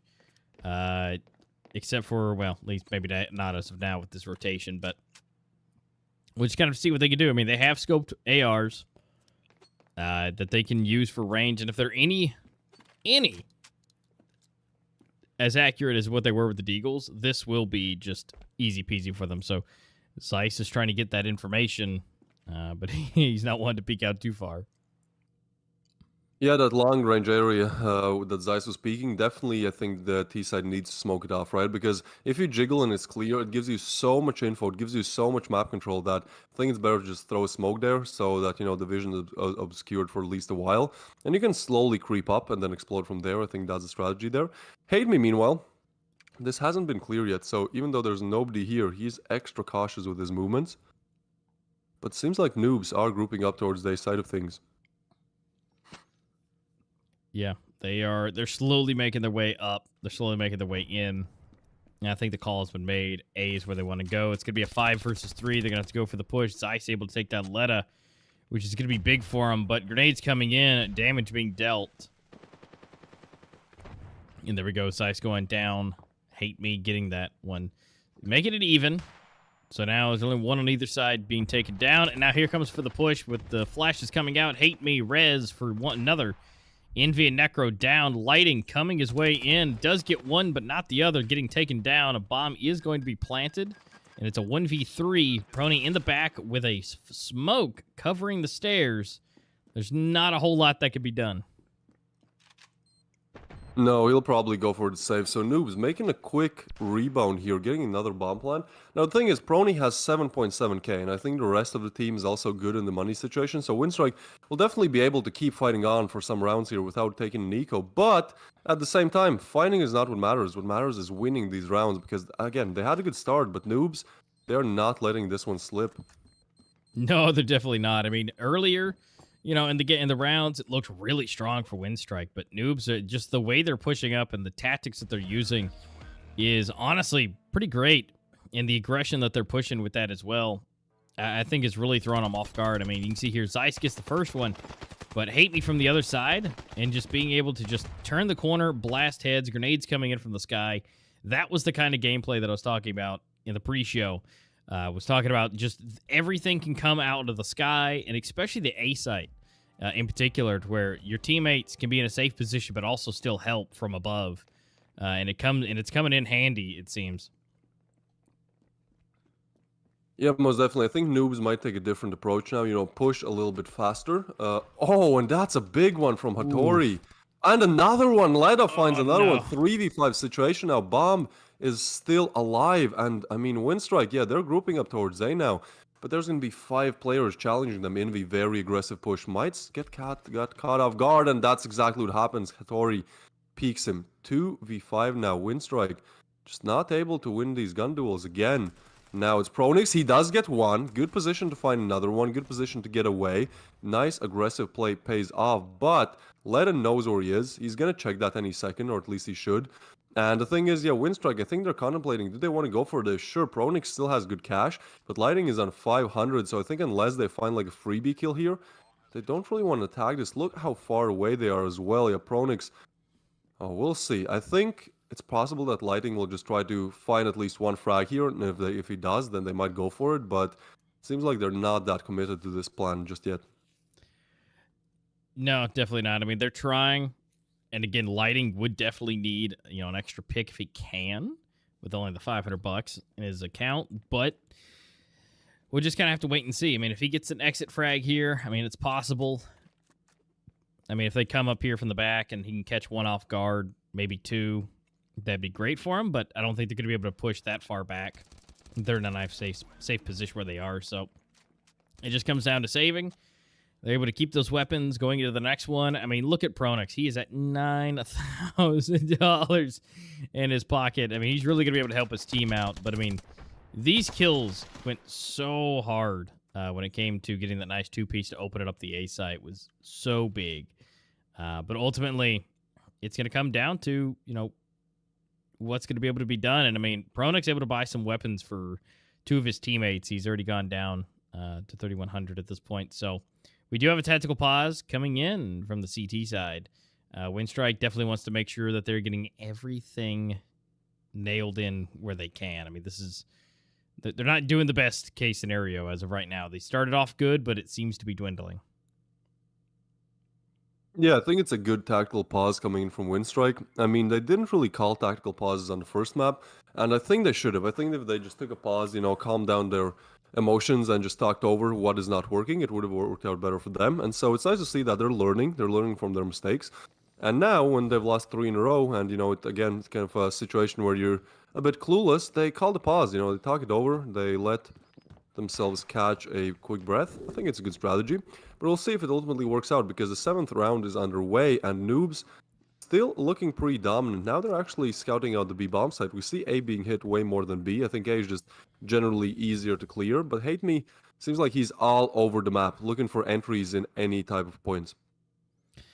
Yeah, definitely does. And I mean, they might be looking for B, might be saying, hey, do we want to again? But I mean, honestly, they haven't really been contested on A. I mean, they have, but they've been able to overcome. So, I mean, not one of those, don't fix what isn't broken, right? So they might be able to try and go for A again. It's still going to be a huge split.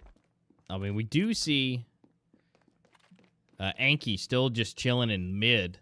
But again, being able to slide over quite easily. And actually looks like there's 2 players hiding in with each other. So 3 versus 3 on the A side. I think they're just going to try and fake this one out. And if they're going to go for that push yet again, it looks like that's what they're doing. I mean, they're keep bombarding it, and they're thinking about it. Winstrike is trying, but I think Pronix is like, nah, I think this is going to be a nice fake. And he's trying to get into a better position.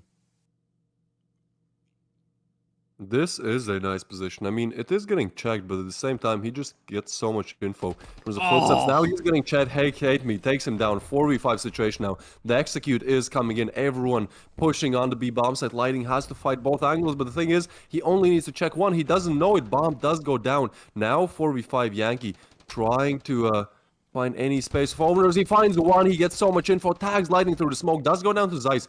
3v3 now. They have to hold strong. Noobs. They need this round so crucially. Rez gets another one. 2v3 now. And another from Hattori. And it's getting shut out. Rez finishes it off with a nice double. And that's Noobs. 4 rounds in a row now. Perfect execution on the B bomb side. Great plays coming in from them. Yeah, I mean, they're really being able to. And this is the part that's really kind of getting me is it's their execution of it. They're peaking 2 at a time, 3 at a time, and just being able to overwhelm. That's huge. They're really avoiding 1v1 interactions as much as possible. I mean, they are getting at least 1 or 2 here and there in the round, but overall they're just overwhelming, and that team coordination is big for them to be able to do that. And again, this cheeky play right here, just getting up just in case, extra peek here. If you guys are wanting to get into the standoff competitive scene, take some notes here with some of these cheeky plays coming from Noobs. It's definitely something that a lot of teams won't be expecting. Some of them may be, but for the most part, it gives you that extra leg up. Yeah, most definitely. Again, we see Noobs, making these creative plays, making these gimmick plays that do win them the round sometimes. Now, Letta, he's actually getting so close here, but he might get jiggle peeked soon. He spots one, but he's not aware of the second player. He's not getting peeked, though. Necro. Ooh, that would have been a freebie, but Necro is just not committing to it just yet. Might be the smartest decision here. He doesn't also want to go down preemptively and leave his team in a 4v5. Zeiss, he'll have a lot to do here. Both players coming in from the left side. He spots them. Jiggle peeks again, gets so much info and gets one player. That's good. Knows another one is there. 50 seconds left on the clock. Bomb still on the A side of things. Noobs now making the rotation towards B. Yep, that decision needs to be made now. I mean, they don't need to be able to get caught with just 10 seconds left on the clock, so now they're going to go ahead and make for that quick rotation. And as of right now, it will still be in their favor with the 2 over 3. I mean, they're able to get into the B site, but, I mean, they're not really in the B site, so technically it's almost open for them to slide up into. I mean, they might be able to get this little bit of information, possibly, but... And here comes those lineups, being able to make sure everything's good. And here we go, jumping up. Rez able to take down Lighting. Again, using those cheeky plays. Seems to get them kills almost every single time. Although, Pronix able to get 2 for himself. Although, here comes Letta from behind. It's now 1 versus 2, but Envy comes from behind. They actually are able to secure the round by kills alone. Yeah, this is exactly what Winstrike need. Invi, that was a great play. I mean, his positioning just was impeccable there. You know, sandwiching the last player left live. That's always a smart decision to do. And so Winstrike, they do get their fourth, but I think, you know, this map is quite CT-sided. So the fact that noobs have 4 kind of puts them in a little bit of advantage here. Obviously, we'll see how things go once we actually get to the flip. But for now, they're looking solid. Yeah, and I mean, Winstrike again. They've kind of faltered for a couple of these rounds, but they still have that spirit. They have those tactical plays. They have that ability to do what they need to. And I mean, if they just got to believe in themselves. I mean, Noobs is being really strong. They're being really aggressive, and again, they're plowing in multiple at a time. So it's definitely difficult. But the fact they're able to open up first, and they're trying their hardest to keep down this B side, and they actually are getting bombarded, but they're doing good nonetheless. They've just got to be able to isolate these gun duels and, you know, put them into, you know, 1v1 situations. Rez, on the other hand, getting the headshot on lighting. Envy for 2. Make it 3 and 4. Envy making it look easy. Just taking everybody out. And just before the flip. A huge round. Huge round for them before they go into the flip, and to give them kind of that extra round advantage. Yeah, Envy definitely showing up big time for Winstrike right now. And yeah, even if Noobs won the first map, Winstrike, they are still the favorites in this best of 2, right? So they kind of need to get at least one of these points. Also because of how competitive the group is. Again, like every point really matters. Every round even matters, because if 2 teams will have the same amount of points at the end of the group stage, well, guess which one progresses? The one with the better round balance. So Winstrike definitely keeping on fighting here. Now the pistol round is actually important. We know how important these ones are. It's pretty much like getting 2 rounds if you win the pistol. Seems like A will be point of congestion here. Now, bomb is still dropped towards the spawn. And look at this, Necro. He's making so much noise. He's keeping these 3 B players that noobs have on the CD side. He's keeping them on B side, which might be very smart, because I think the push will soon come towards A. Yeah, I think it will too. And if they're able to make these things happen, I mean, everybody's trying to use every bit of noise that they can. But if, again, they can keep that shenanigans over at B going and be able to at least keep 2, if not 3 of the players over there, and to be able to attack A would be a great fake. But at this point, it looks like it's just going to be a gun duel to start, and Envy being the first one to get the first one on this flip. So, opens up a little bit. They might be able to... Yep, looks like the rotation's going to come in. The call's going to be made now that they're able to put this into what's considerably a split, a 2v2 on either bomb site. This should be fairly easy for them to take, the A site for the bomb. Yeah, I mean, it's a 2v5, right? So as soon as they push in, both these CD players have so much work to do, killing at least 1, 2 preferably, and then staying as alive as long as possible for the rotations to come in. And this is what they need to do. Zeiss, first one to push in. Actually does die to the molly, but Hattori's still alive now, taken out of the picture as well. Winstrike advancing with their victorious ways here. Rez, he'll be the first one to fight here, but the thing is, he's smoked off. Winstrike using their utility to perfection here. And now they are starting to push on the side, but I think if you're Winstrike here, you just play on time, right? Like, if you don't hear the bomb defuse, you just don't peek, and that's exactly what they're doing. So smart. Now they do, and Lighting finds 1. Now it's only down to Hate Me. He might be good. He might be able to find 2, but Necro will shut down the dream for anything else here. Winstrike winning the pistol, now furthering and advancing in the lead here. All right, guys, and this is something you're looking for. Get your code, get your skin. Right there on screen, you got your code popping up, so go ahead and be able to get your game loaded, get up in there, and get that redeemed. Your skin is available. Looks like your AKR Dragon will be able to be redeemed, so go ahead and grab that when you can. We're going into the next round. Yeah, be quick, get some skins. Pretty simple concept, pretty nice one, you know, who doesn't want free skins, so definitely do try, at least next time it comes up. But seems like Zeiss has come up with a kill, and I mean, look at the buy on noobs, right? Like, this should be an easy one for Winstrike to get. Envy is gonna spot another one, and yeah, pretty much the bomb site now open for business. 2 players pretty close, but they still haven't peaked, and again, they have to peak long ranges with those pistols, so again, this smoke comes in from Winstrike, a very common smoke from them, but a very good one to isolate these players further from the bomb site. Meanwhile, Zeiss finds another one on Letta, and that's only 2 left on the side of Noobs. Saying that, only one, Rez, probably will try to find at least some kind of an exit frag here, but yeah, when you have those rifles, man, you push up against pistols, like, you're gonna get the kill 90% of the time, and that's exactly what Winstrike do, advancing to 7, 3 away from winning out Noobs on the second map. Yeah, I mean, they are doing a solid job at this point, but Noobs putting up a better fight than I think Winstrike would definitely want it to be, but they've definitely practiced Breeze a bit more. They feel a little bit better about this, and ultimately they're 3 rounds in the lead. So hopefully they can keep going at this point and be able to secure it, but there's still plenty of rounds left for Noobs to be able to come back, though.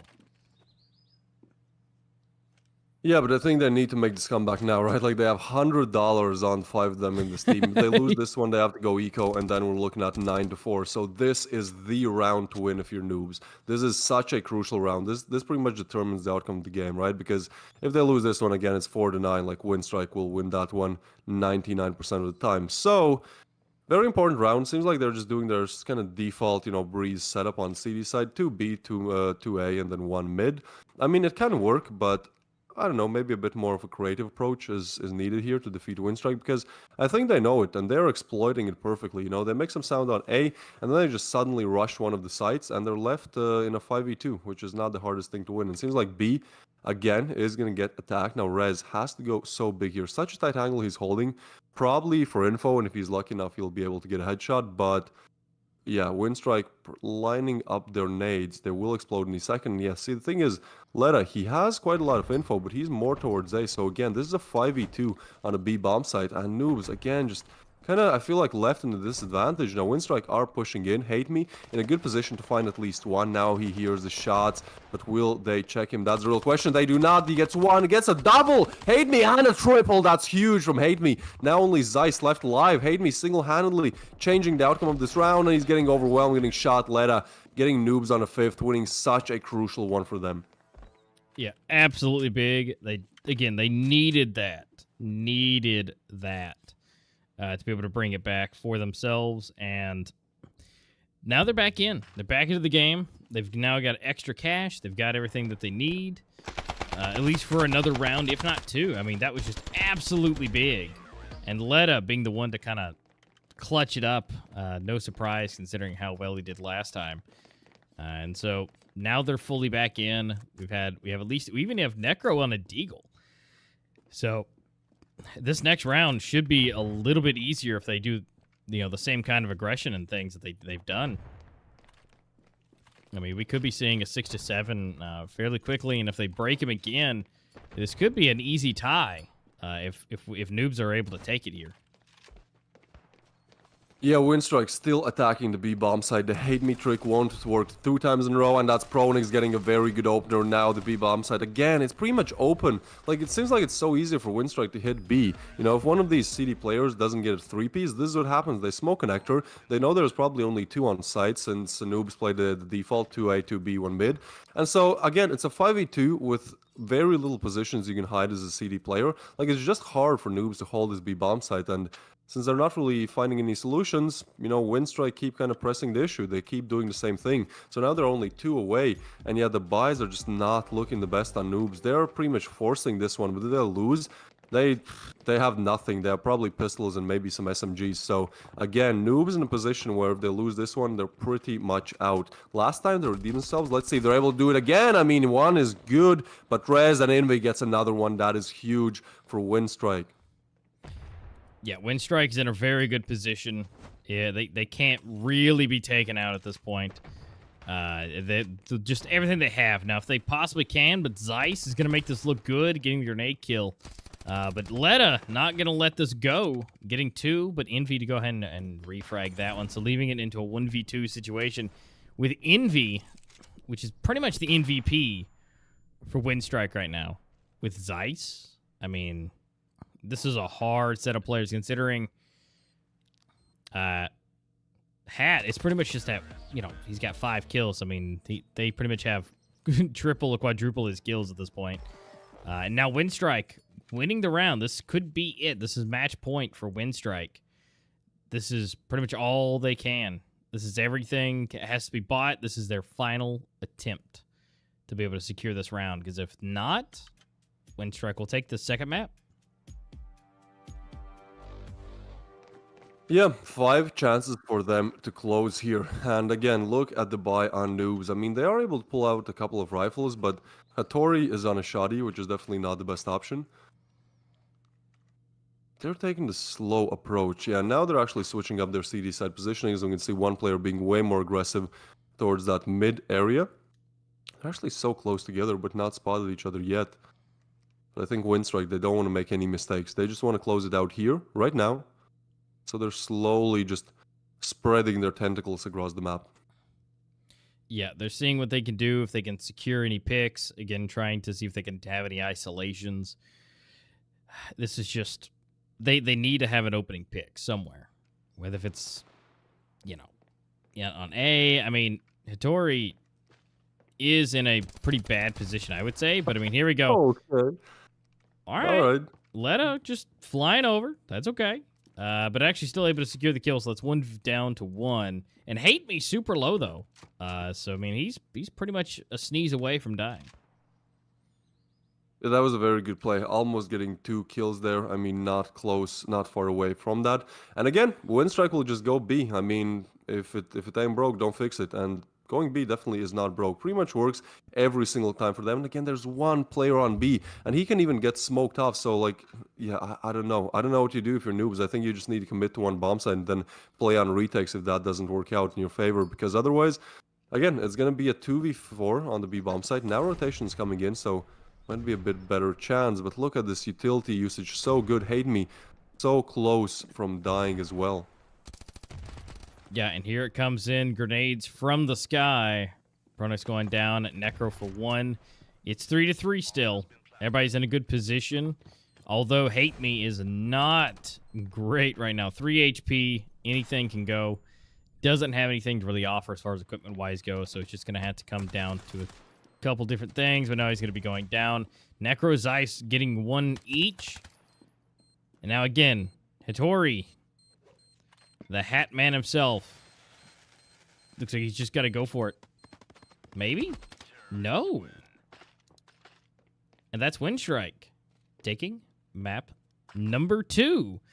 So Winstrike feeling a little bit better than they did and being able to secure and bring back, at least on the second map. It didn't look too good on the first one, but overall, they're looking pretty strong going into the second one, so makes us kind of feel a little bit better about what they've been able to do today. So, again, it's just rough start. Maybe the first game, blues, feeling a little bit, against yourself on the first map, but they're able to bring it back nonetheless. Congratulations to both teams for being able to pull out at least 1 map each. Yeah, most definitely. I think Winstrike, that first map was just a fluke, and then they were just able to pick themselves back up because, let's be honest, on Breeze, they definitely look like the more dominant team, both on the T and CD sides. But I think that this one thing that really won them the game is when Winstrike switched to the T side, they just kept going B. Like, their strategy was literally go B until it doesn't work, and it worked every single time because, Noobs just didn't adjust their gameplay.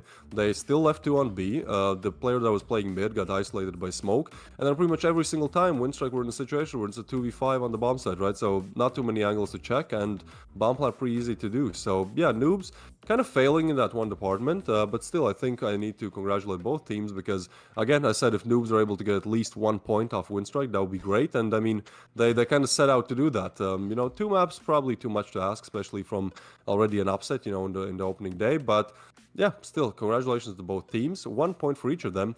And now we'll have our second best of 2 anytime now, which will be Saints versus Revial. 2 huge names in the Standoff 2 competitive scene. So this will be a blast as well. Yeah, these teams, we expect a whole lot closer games than what we just got to see. I mean, again, that upset of being able to have at least 1 game, although it was not the map we thought it was going to be, but ultimately we were able to still see that 1-1. But ultimately, we're going to see some highlights from the past game here. So, I mean, these are just some solid kills. I mean, things are going the way that at least it should have for Winstrike. They were doing a great job here at the beginning. Just taking heads, taking names. But after we got to this 3-0 spot, It started changing. Noobs just did a nasty round. I still don't know how they beat out scoped rifles with deagles at that range, but they were able to do it, and then they were just going to start taking round after round. Yeah, Noobs here. They had that kind of 4-round streak where they were doing really well, but then Winstrike just again, picked up the momentum, and I think again, yeah, this play by Hate Me was just so crazy. But this was the thing, like, if Hate Me doesn't get a triple on the B bomb site or somebody else doesn't, well, then you're gonna lose. You're gonna lose the bomb site, and I mean, it's very hard to ask from anyone to get a triple here, and so ultimately, Winstrike going B worked pretty much all the time except for one, and with that, they win out the map. Yeah, and they're just, again, they were just taking heads, taking names. They were able to just continuously go. Again, like I said, it was just a B time.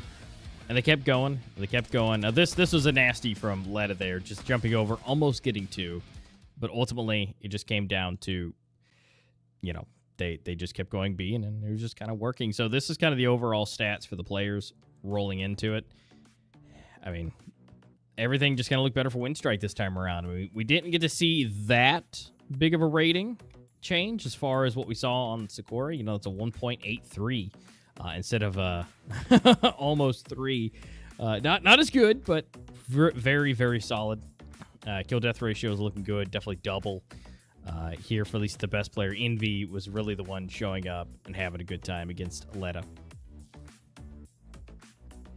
Yeah, most definitely. He did very well. We saw many rounds where he was the impact player. I mean, he got many like double rounds, triple rounds, just overall very solid player. Not even just only individually, but also in the way how he got info. So, yeah, that's that great plays coming from Infi. Yeah, and I mean, everybody by all means did great. Those are just our top players from each team. And again, being able to just continuously take those wins after that kind of 4-round mark for them to be able to do. I mean, he was great, and they were able to just keep going. And again, we can see, as far as the kills and the rounds, the flips go, and what was able to be done. Lots of kills, lots of things happening, and just came down to, Winstrike just seemed to have better skills and better strats to at least continue to go to one side and be able to continue to take those kills. Yeah, I mean, if you look at the rounds 11 and 13 there, those are both rounds where Winstrike definitely, literally don't lose a single player. So they were up there. Now, if you look at the kills, yeah, it seems like Envy, he did wake up. He got 16 in this game. And the 2 players that we really saw performing on Sakura were Letta and also Hate Me. In this game, I mean, they did their work. They definitely didn't bottom frag, but at the same time, you kind of expected the same level of gameplay coming in from them if they wanted to take it. Yeah, and even the worst player for the side of Winstrike, Lighting, he was still positive. Only by 1, which is basically rounding up those assists all the way. But having that 1.01 means everybody went positive in some shape or form, supporting the team, and having a kill death ratio of 1. I mean, it went great. Again, not as spectacular or as crazy as Noobs did on the first one on Sakura, but very commendable. And what I would say, traditionally expect for everything to kind of be going down for a team to win out. I mean, it wasn't super flashy, but it was fantastic. Yeah, most definitely. Winstrike really showed their stronger side here, and it seemed like Noobs, Noobs are really good at their aim, right? Like, on the first map on Sakura, they won so many rounds purely out of just winning gun duels, and we saw the same thing happening on Breeze, right? Like, the rounds they won, they were just really, really good at actually just winning out the gunfights, but when it came some other things, that it just wasn't as well rounded as, for example, the pro teams. So for like the top 3 teams. So that's kind of where it was at for Noobs. Yeah, and just unfortunately, they had the accuracy. They were able to do kills. They were able to do exactly what they needed to do. But when it comes to Breeze, it just seemed like they were just able to, Winstrike was able to do a lot better on that. Yeah, most definitely. Here, maybe a player that we should single out, it's Letta. Now, again, he was great on the first game. On the second game, lacked a little bit, but I still think we'll see a lot more coming from him in this group stage. I mean, that 1.5 KD is very nasty and 1.87 rating. That's higher than the average rating of anyone on the side of Winstrike overall. So, I mean, he definitely put up a star performance. And again, I think he's going to be a trouble to a challenge to deal with for other teams in this group. Yeah, I agree. Yeah, he's definitely a main man you need to be looking out for and watching for. If, any of the players will be going up against him watching the stream today, definitely, if you want to make sure to win, make sure to take him out early, because he's gonna get kills. He's gonna take your head off.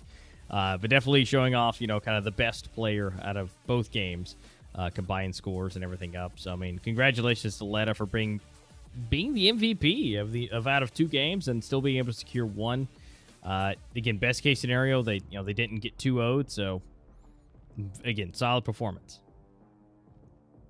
Oh, most definitely. I think they're very happy with the result. Again, like Noobs, when we looked at the group stages, Noobs are the only team that we did not see in the minors. So I think they're coming into this group, into this major, at a bit of a maybe disadvantage. A bit more of an underdogs. Again, it was 72% of people who voted that Winstrike is actually going to win. So I mean, that just kind of again could give them an extra confidence boost and just extra boost in terms of nobody knows us, but we want to show ourselves and we want to know that we are in fact capable of playing in the major and doing good in it with that. So yeah, it's gonna be interesting to see how this one unfolds. But for now, that's gonna be it for Group A stage Group A games for today. Next one we'll have Group B. Now that is RevialGG versus Saints coming up any second now. And again, this is a bit of a more close matchup, at least in terms of stats and gameplay, because both these teams are really well known. Both these teams have done very great historically, so yeah, it should be interesting. Exactly, and it being that these powerhouses they are, the match should be starting very soon, within the next few minutes. Again, they've got to be able to get these guys into their lobby, make sure they're good, make sure everything's set right, and so it's going to be an absolute bang-up match. But coming up here soon, whether, get your predictions ready. I mean, there will be some more, community predictions coming soon as far as what that may be. So make sure that you are ready for that. And I mean, we've seen both these teams before. There's definitely going to be, I say Saints has a little bit of an advantage on that note. Saints, has been able to historically do kind of a bit better and still kind of, I would say, closer to Winstrike as far as, rankings go and globally and everything. So, I know it's a little bit of a cast of skirts to say something early, but yeah, I think just don't do it. Just don't do it. I want to say the same thing, but I think it's just better to wait. Yeah, and so we'll find out as far as how that goes. I mean, Revile Gaming, I mean, they're definitely a main stage name, regardless. So, I mean, again, we as we just saw with the first match, I mean, anything can happen. Noobs, the underdogs, you haven't really heard of them very much. They still took 1 map against Winstrike and didn't exactly lose terribly on the second map. So, the fact that the lesser ranked team can still wreak havoc. But we'll have to find out if Saints has prepared any better than Winstrike did, and we'll find out very soon once that game is started. Yeah, most definitely. I mean, if we actually take a look at the players here, there are definitely some names that you do know. I mean, Skill, he has been a legend in the scene for a long time. Same can be said for Franzis. I mean, Knights, Lunax apart, all players that you really know in the scene. So, yeah, Revile's roster is stacked. I mean, it has pretty much always been. That's one of the reasons what they are where they are. If we look at their past results for Revile, they actually lost out to Saints, so that's something. I mean, this again happened. Well, actually, not that long ago. This is like a week ago, right? So, yeah, in recent results, Saints have won. That was only a best of 1 against Revile. But, maybe they want some kind of a small redemption arc where they show that, you can beat us in maybe less important tourneys, but when it comes to the big stage, we are the kings. We'll see how that one goes. Yeah, here we can see that Games Kazan 2023 game where, Saints won out 1-0, but again, we don't know which map this was, and I ultimately think once we actually get the maps, we'll have a lot more clarity on how this game could go. Yeah, definitely, and there's a lot of factors when it comes to that. Again, especially when you're playing online, those types of things, things can be a little different versus LAN, but ultimately, everything looks good across the board, and I'm sure they've practiced and are ready for that. And here's kind of our top players. I mean, Reason versus Franz. Franz, again, being the legendary man himself. I mean, over 1,000 kills, been in this for quite a while, 1,120 with just over that for the next player. And it seems the kills go up, but the ratings go down slightly. And again, that's all about their impacts and what they're able to do, the kills, the deaths, you know, their assists and everything they're able to do. But everything rocking through, everybody's still chilling above, you know, 1.0s, you know, 1.14, 1.15. And again, they have so much history here. Yeah, I mean, look at the ratings for most of these player 1v1s. It's like they're literally 0.01 or 0.02 points away from each other. So they're just look, they're exactly the same rating, right? Like this just means how close and how competitive it's gonna be in this game because, yeah, both rosters are just completely stacked with great players. And historically, again, we've seen both these teams are just pretty much at the same level. So I think that's gonna make it for a very fun second best of 2. I agree. This is going to be absolutely nuts. And the fact that, again, these players are so close, we should be seeing some closer rounds more consistently. Again, unless something messes up, somebody has an off day, you know, there's a lot of things that happen. But hopefully, at least based off of their stats, which we were thus proven wrong last game, but based off of their stats, we should be seeing some very fair gameplay and some very neck-to-neck matches. Yeah, most definitely. I'm very excited to actually get to the map pool, to the map pick, which should be coming up soon, because we know, like, last time that these teams played a lot, you know, it was really Zone 9. Like, pretty much in every single best of 2, we saw Zone 9. Now, no Zone 9 yet in the Major. I mean, it's only been 2 games, but the statistics are still better than the first minor in terms of how many Zone 9s you get. But I think on Zone 9 is really where both teams excel. I think they're really good at actually playing it. So it seems like, alright, so Saints ban Province, then Sandstone gets banned, and we have Sakura and Breeze again. 2 of the same maps. Seems like the map picks have changed a little bit, and Rust is getting banned as well. So, yeah, that's going to be interesting, you know, watching the same 2 maps from different teams. I think it'll actually give a good perspective in kind of how all 4 of these teams play, right? Because since they're all playing the same map, it's going to be interesting to see how they do it. Now, if we look at the win rates, seems like Sakura is very good one for Saints, not really for Revile. But then, on the other side of things, I mean, Breeze does seem like one of Revile's favorites. I think Rust was left out as last map, and I'm not exactly sure why, because they have 82% win rate on it. But yeah, if we look at the predictions, this is so much closer than the first best of 2. 56% to 44. That's going to be a close one. I think nobody really knows how it's going to go. But yeah, I am excited to see Sakura and Breeze being played again. I think it's a good way to open up the first day, because just, you know, seeing the same teams seeing different teams on the same map should give a good understanding of how to play. And we are underway. So, Saints versus RevialGG, first map on Sakura again. Pistol round underway. Apart here, looking to at least gain some info. I think he definitely has heard those footsteps. But Saints group up towards the A-bomb side of things here. Yeah, and I love, we got some dualies popping out right off the bat. Skills, really going to show off his skills here. Seeing what can be done first, and there we go. Sids will be the first one down. Lunix will be able to get the first kill of the first game of the second set of matches.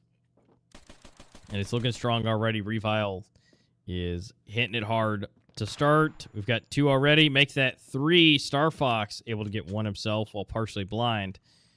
I mean, it's looking good. Lunix again for Reason. I mean, they're just... Oh, no. We missed the dually shot with it being a headshot wall bang.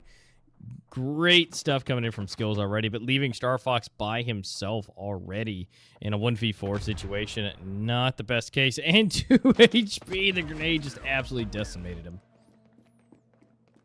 Yeah, Revile, very strong pistol there, you know, just doing what they need to do, not over-peeking, not over-committing, just making sure that they get that 1 kill and stay alive, which is what really matters here. So, they take the pistol, and they are going to buy up. We see dualies on Skill. Alright, Skill, show us something with that. Okay, never mind, he bought it from us. Even Skill isn't skillful enough to just play with the dualies. That would be absolute madness. On the other side of things, we have Saints. And I mean, they have pistols, so yeah, seems like none of these teams really want to force, well, anything in after these last pistol rounds. So they're just gonna not even all rush together. That's interesting. They're playing pretty much 1v1 gun duels with pistols. That's gonna be interesting to see what they're able to do. I mean, Inverness He is checking angles here, but again, it's like it's a default pistol against rifle. Like I kind of would have expected them to push together, but Star Foxy already going down. So now 4v5, bomb still not picked up, and players just kind of scouting around the map, seeing what they can do. Yeah, they're seeing exactly what's possible, seeing what they can do. I mean, the fact that it's just pistols, although they could still potentially be able to, snag out some against the, kind of the MP7s, maybe pick one up. Skills, maybe, but I wouldn't put it against being able to take down skills just for any reason whatsoever. But what reason is going down. Down to a nice headshot, and we see Apart grabbing himself too. Making it look easy, and then Franz for the last one. I mean, Revile is looking so strong to start. Oh, most definitely. I mean, now they are buying up, and I think Saints now can actually show what they're capable of. Here we can see that Apart getting one, spotting the second, and just clean on the execution there, not really wasting any bullets. But yes, now since Saints have bought up, they should definitely be able to at least put some good effort in, right? Oh yeah. Now this is kind of the mainstay. As much as I think I'm giving too much credit to Revile. Start saying that they're blowing through this. I mean, it's been a bunch of pistols, but now it's really time to see where it all hits the fan. The Saints now having rifles, able to get one each, but yet skills over here still being able to just pop out an MP7 and take some heads off. So wanted to save up a little bit of that extra money, maybe. A bomb's not really... Inverness is so close, but he gets spotted. Knights takes him down. Now 3v5 on Reason. That's a clean shot, but needs to find at least one more. But Sid actually does. Okay, now it's a 2v3. The bomb is coming. There's a backstab, and I think the backstab might have just spotted the bomb carrier, but that's such a great flick by Star Fox. Just 180s the heck out of Apart, and now it's only Skill left alive. He is on the correct bomb side, but so much to do here. And because it's such an open angle, even if he gets that one frag, he'll have to do so much to still stay alive. And Sid, he might spot him, and he will get the frag. That's a clean one coming in from Saints. Yep, there's almost nothing that he could do at that point. So now it's up to Revile to be able to kind of retake this. But Saints looking really clean, getting that third round. Now this will be the chance for them to be able to buy everything if they want to, or they might just go for an early eco here, which it looks like that's what they're going to be doing.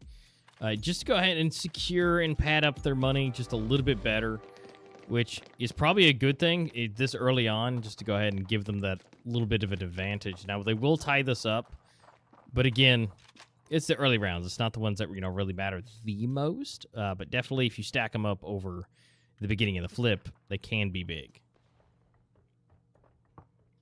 Oh, most definitely. Gentleman here. That's a good jiggle peek, but doesn't really spot anyone yet. Throws a nade. That position is very hard to clear otherwise.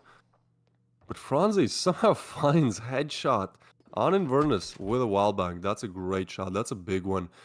Because look at the buy on Revile, right? Like they are scrambling in this round. So the fact that they're able to get at least one as an opener, that's definitely good. The thing is, now Saints know that they are up against pistols most likely, and so they should just all push together and not give these pistols those 1v1 gunfights they are looking for.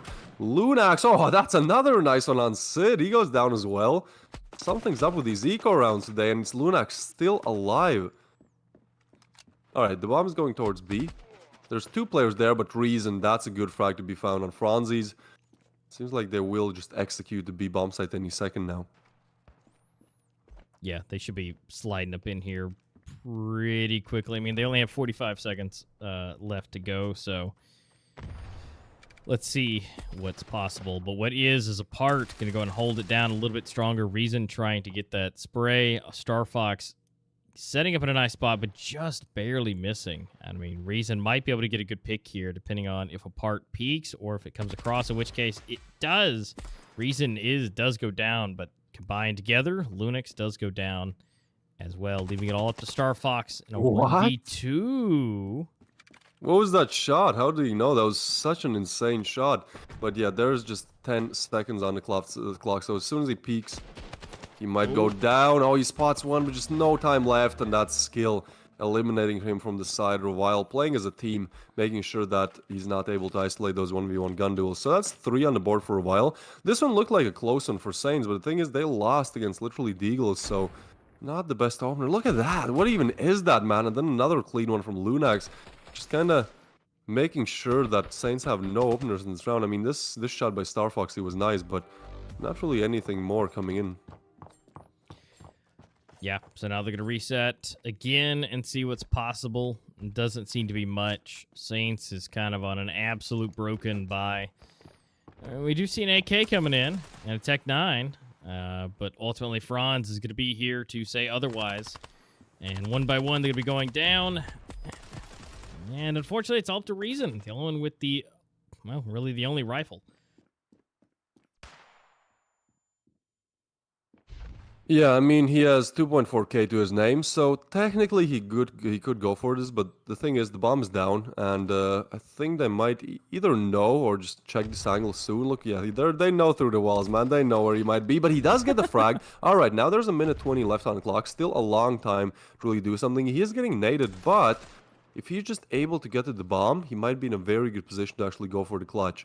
Now, granted, it is getting guarded, so Reason will be expected. Flashes himself a little bit, but yeah, I mean, that happens. Franzis, meanwhile, will throw some utility as well to make sure that Reason doesn't really get too far ahead here. Yeah, and their positioning is great. Ooh, I think he saw just the tiniest bit. And now he knows a second one is on the way, so he's setting up potentially. Oh, and he does get the second one. Might be able to push for another. This is big from Reason. I mean, there's still 30 seconds on the clock. He knows where both players are. Now it's all just about excluding those gun duels. Oh, he doesn't find it, and that's just skill. Through the wall there with the wall bang. Flashed as well, taking down all dreams and hopes that Saints had for that round. I mean, it was a good attempt. Like, it was a really good attempt by Reason. He just kind of got stuck there, and since everything is made from pretty much paper on this map, he just got wall banged. So, yeah.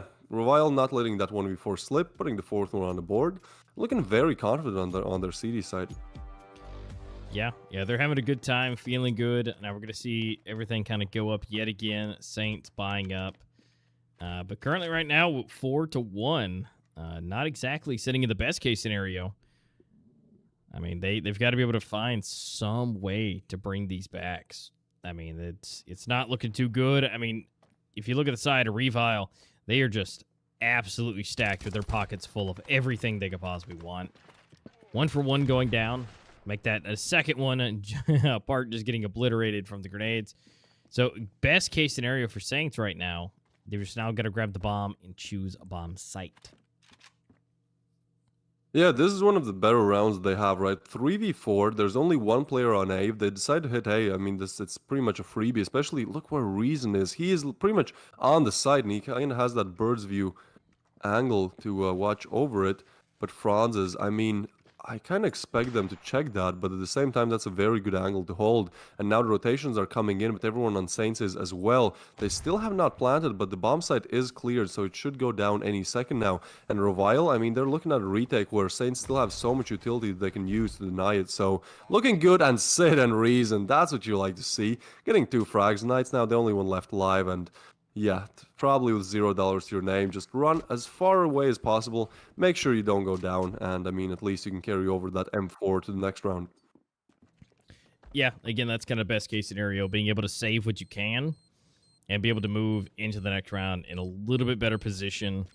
So Knight's just going to go ahead and make sure he saves all the stuff in his pockets. I mean, one, he has $0, but I mean, look at everything he has. I mean, he's missing everything but a molly. So I mean, they just, it's best case scenario. I mean, doing a 1v4 at this current stage is probably, just wouldn't be the best case scenario. So now they get to reset. They're still ahead by 2. And Saints has to be feeling a little bit better. They've definitely got more money. They can buy up what they need. And we'll just kind of have to see what Revile can. If Revile can't take this round, they're going to be broken, and it should be a tie afterwards because they're not going to have a whole lot of money left. Oh yeah, most definitely. I mean, Saints, this would mean so much for them. This would mean that, before the side switch, they kind of equalized the scoreline, and when it was 4-1, nobody really believed that it's possible. But I mean, if they are able to win this round, the next one is looking like pretty much a freebie for them. So this is such an important one to get.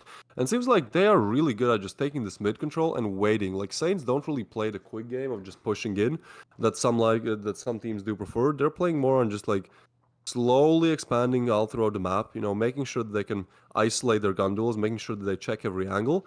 And since their aims are good, most of the time they actually get the kill, and then they can decide, you know, do we want to go A, do we want to go B?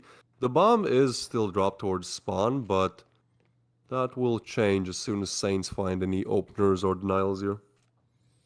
Yeah, it definitely will. And they're going slow. Nobody wants to make that first mistake, although reason and skill here may be coming into a pass.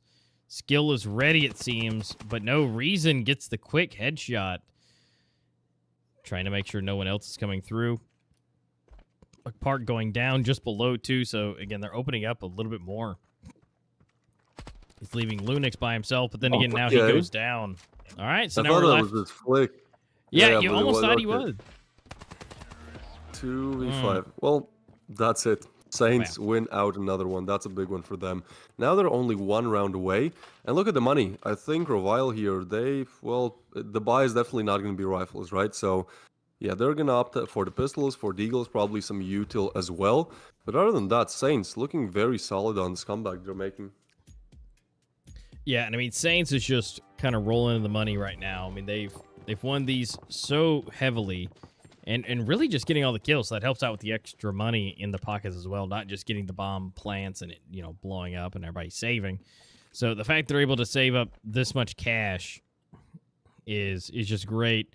But it's going to be pretty bad for Revile. I mean, the fact that they've got to work with such little money and be able to work their way up. And if they keep losing them, Saints is just going to keep gaining money and eventually hit their cap and just kind of, you know, hold it out, basically. Yeah, we might hit the side switch before that, but either way, I mean, Saints are still doing very well. 3v5, and yeah, those deagles just not working the way they are intended to. Not finding any shots yet. Now it's Lunax actually getting one on Gentleman. I think, yeah, he's retrieving the rifle as well, so that's definitely a big upgrade. And now it's made a little bit more possible for a while to complete this one. Slid gets smoked off as well.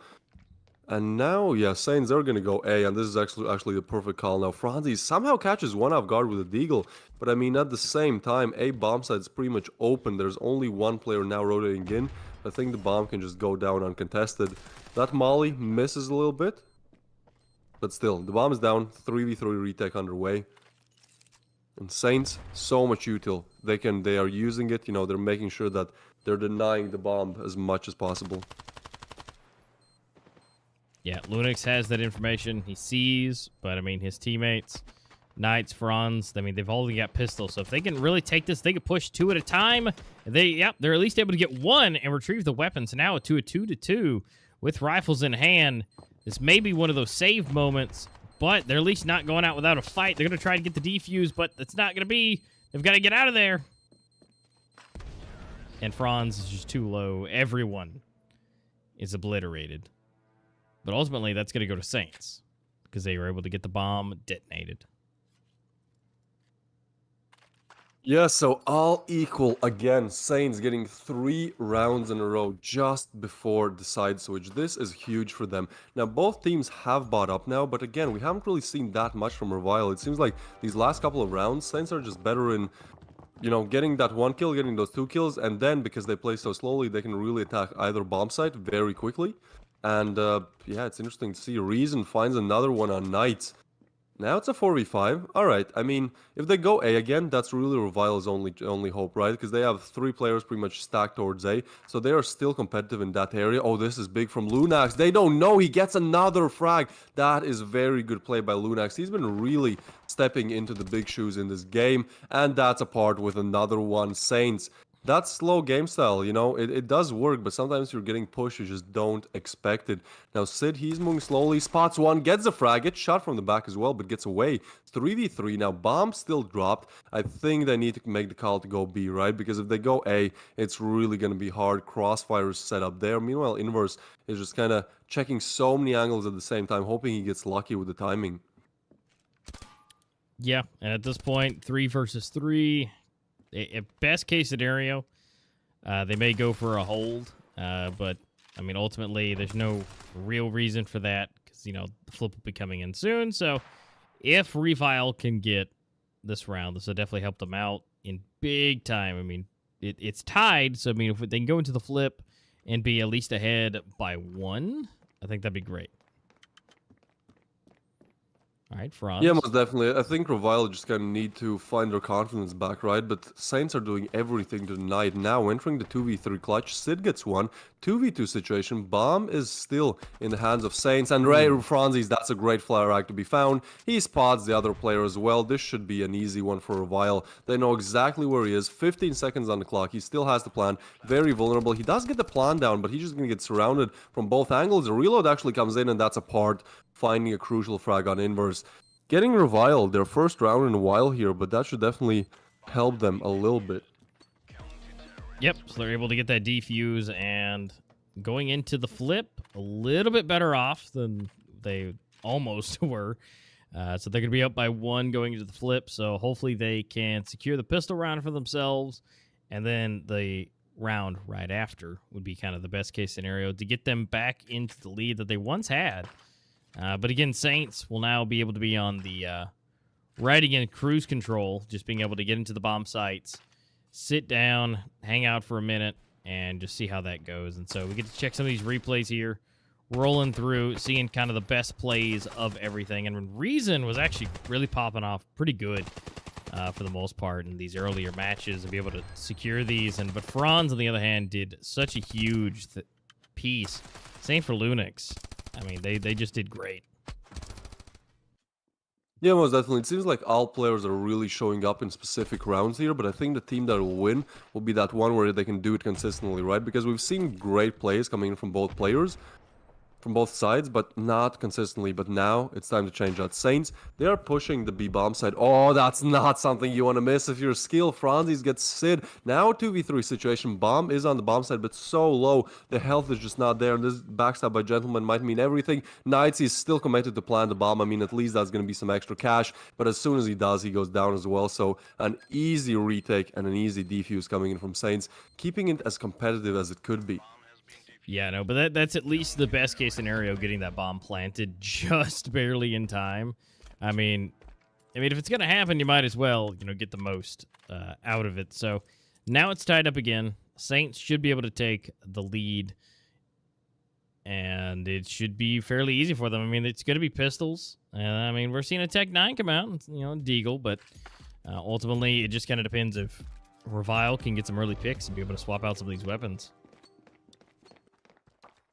Yeah, most definitely. I think Revile have bought some pistols because, they believe to some extent that they might be able to at least get some rifles out of the hands of Saints. But what we've seen so far in this major, I mean, I don't think there has been too many rounds where those pistols really do win out. I mean, there have been some full deagle buys, but this time it's just like not exactly full deagle, like Lunax is only on this default pistol, and I think Revile are kind of playing the long con here, not exactly, if they can plan, that's great, but just looking for any kind of kills they can find, because that damages Saints' economy quite a bit. Now, they are kind of grouping up towards that B area, not exactly executing on it yet, they still want to take some other areas, but, I mean, if they do decide to go B, they're going to need 3 rifles here, so that's going to be a tough ask. Yeah, definitely will be. So let's see which way they can go. They're trying to get some peeks. Franz able to get some information. We're getting tapped from 2 different angles. It's going to make things a little bit more difficult. Knights trying to come back in to kind of fake it out, kind of replace him. But let's see where this goes. I mean, the bomb is still available. There's only one person down, which is now Franz. And the Tech 9 getting some taps. I mean, really, one more bullet is all that's needed. Inverseness really low at this point, so that definitely helps them out. So if they can get into this bomb site, be able to get this plant, again, that's kind of best case scenario. Gentleman getting one. Such a clean. Oh, gets a double as well.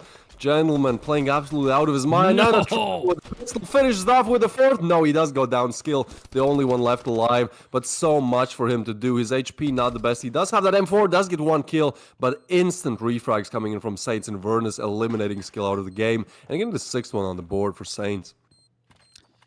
I mean, that was clean. That was quick. Grabbed the weapon, got the kill, but ultimately there's still 2 more left, although Inverness was, super, super low. But ultimately didn't go down himself. But I mean, that was huge for Gentleman. Getting the 1, getting the 2. almost getting the bomb planter, but switches out the pistols and gets the last one. Yeah, that's a great play coming in from him. I mean, now Saints are again taking the upper hand. So Revile are kind of always been in this game, kind of the ones struggling for that lead. You know, at least in the later stages of this game. So Saints, they're looking solid, and again, Sakura is quite CD sided. So Saints definitely have the advantage here. The thing is, Revile, they're not really too worried about that just yet. They're not like panicking. They're not doing some crazy strats. They're just doing what kind of works for them, and you know, hoping that it works maybe a little bit better than the usual. But now they're just taking mid, this rocks control, making sure there's nobody close. I like how they drop the bomb spawn always, and then, you know, clear the map for maybe 30 seconds to a minute, and then they take it. You know, not really being overcommitted. Yeah, that flash is just gonna blind him for decades there. Yeah, no, yeah, I agree. That's such a great move. See if they can get a pick, get an opener, see if they can find a pathway before picking up the bomb. Although now that it's on the move, they've kind of cleared out certain areas. They've now been able to move. Sid and now going down, so that, again, opens up a little bit better. And so now B is definitely going to be the place to go. They've just got to make their way around the map, getting into a better position. Although we will be seeing Invernus still over there chilling, seeing what he can see, which is seems to be a whole lot of nothing but reason here. He's in such a big position. I mean, if he can hear anything, it would be a part. And so that's just going to be huge, valuable information for him to be able to pass along to his team. Yeah, most definitely. But Invernus, that's very tight angle, right? He has to watch two at the same time, and he doesn't really have the best cover, so he'll have to do a lot from that position. Reason, meanwhile, getting shot. Knights gets one. Gentleman with a double. That's huge from Gentleman again. He really shows up. And a triple. Gentleman just so good right now. Getting everything on the map. Lines up another one. Man, this is all over. At least in this round, Saints take the upper lead, and yeah, Gentleman just playing so solid in these crucial rounds. Yeah, and the fact that he was even half responsible for the last one, so, you know, he got 3.5 kills to his name that round. Such a huge thing. Now, we're going to see a tactical pause coming in. Now, that's actually going to be coming from Saints. Again, maybe there's too much, you know, excitement going on. They're going to bring it back. Maybe they're like, hey, we need to make sure that we stay true to what we need to do. We've got a 2-round lead, and they're going to make plans to figure out what to do next. But we are going to be seeing what appears to be a nice eco buy. We're going to see a bunch of pistols coming in already. And so this is kind of a big time for them to be able to readjust and figure out where they want to be for that. Now, of course, we can see, you know, the replays here. Some of these nasty kills coming in that we've already seen thus far. And, you know, to not underestimate either one of the teams. You know, we mentioned the pre-show that, you know, this will be some of the closest games we've seen, and thus it is proving that, especially with Gentleman popping off, especially right here, fully expecting Gentleman to continue doing that. Yeah, he's just so quick today. Like, you can see his movement, especially his aim, just the flicks are so perfect, so precise, and so fast. So he's definitely showing up big time. I mean, Reason's also showing up, but he's one more of those kind of silent fraggers. But Revile, they have Deagles. They have Deagles. That's not the best option to have. Gentleman, look at this. He just keeps pushing. He keeps getting frags. That's insane from Gentleman. Pretty much, okay, the round is over. Now it's a 3v5 against Deagles. Oh, that's such a good play as well. Denying kill, any type of advancement there, any type of bomb plant. Just getting outplayed right now, Revile. That's Saints, 8 on the board. Gentleman and the whole team is just looking so solid, you know, using these gimmick plays, using anything that they have, that they can use to their advantage, and very solid plays right now. Yeah, it seems like once they were able to get to the flip, able to kind of go on the cruise control while being able to have a little bit of an edge. They've been able to take the pistol, take the one after, and the one after, and they are just looking to keep going. I mean, right now they are fully stacked, bought up for everything. If it doesn't work, I'll be surprised. I mean, they have everything they could possibly imagine. Although Revile bought up everything that they would possibly want as well. But, I mean, they've got to make something happen here pretty much for this round, or it's going to be all over for them. Yeah, that's a good way to open up, but unfortunately, 2 players fall on the side of Revile. Now it's 3v5, and they're still all grouping towards A, so if they do decide to hit it, it's going to be a 2v3, but that nade from Skill, so skillful, lives up to his name there. 3v3 now, making things a little bit easier for Revile if they actually want to go for this round. Now, Invernus, he's pushing up. He's been very aggressive, so he's going to take the position that his dead teammate was playing just a few seconds earlier. But still, Revile not overcommitting to anything just yet. Still kind of sending most of their resources towards A. I mean, there's one player who's in a very good position there. So yeah, Skill just gets so much info from this position. If he hears any footstep, you know, you can relay that over. Now also throwing the util. So Hans, they only have to worry about 1 or 2 angles here.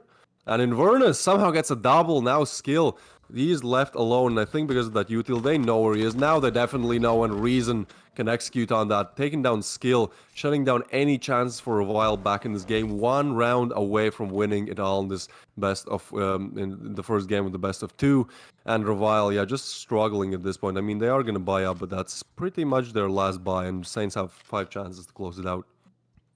Yeah, and so I mean, at this point, it's pretty much almost over. I mean, this is match point. I mean, their Saints are at 9. Revile, they gotta make something happen with pretty much whatever they can. I mean, they have rifles, but pretty much nothing else. I mean, they're going in with no Kevlar, no armor, no nothing besides Franz. I mean, that's pretty much all he's got. And so this is the hardest possible type of outcome.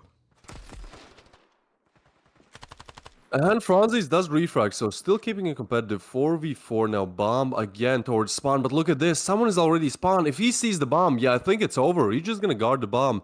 Who is that? That's Sid. Sid has info about the bomb, and he also gets a kill on Knights. Now they have everything. 3v4, bomb down, it being guarded. That means so much to do for a while here. And gentlemen, he just keeps pushing, but he actually doesn't know there's the player right above him, but he does. Skill goes down as well. 2v4 now. Yeah, this is just falling apart. Revile need a clutch of miracles, of dreams to make this happen, and then still to get 4 more. That's just crazy. That's so much to ask. So 57 seconds left on the clock, but so much to do. I think, yeah, they're waiting. Franzis are waiting for a part to arrive, so at least they can double peek it and try to take the bomb. But that's only the first step. First, they need to get the bomb.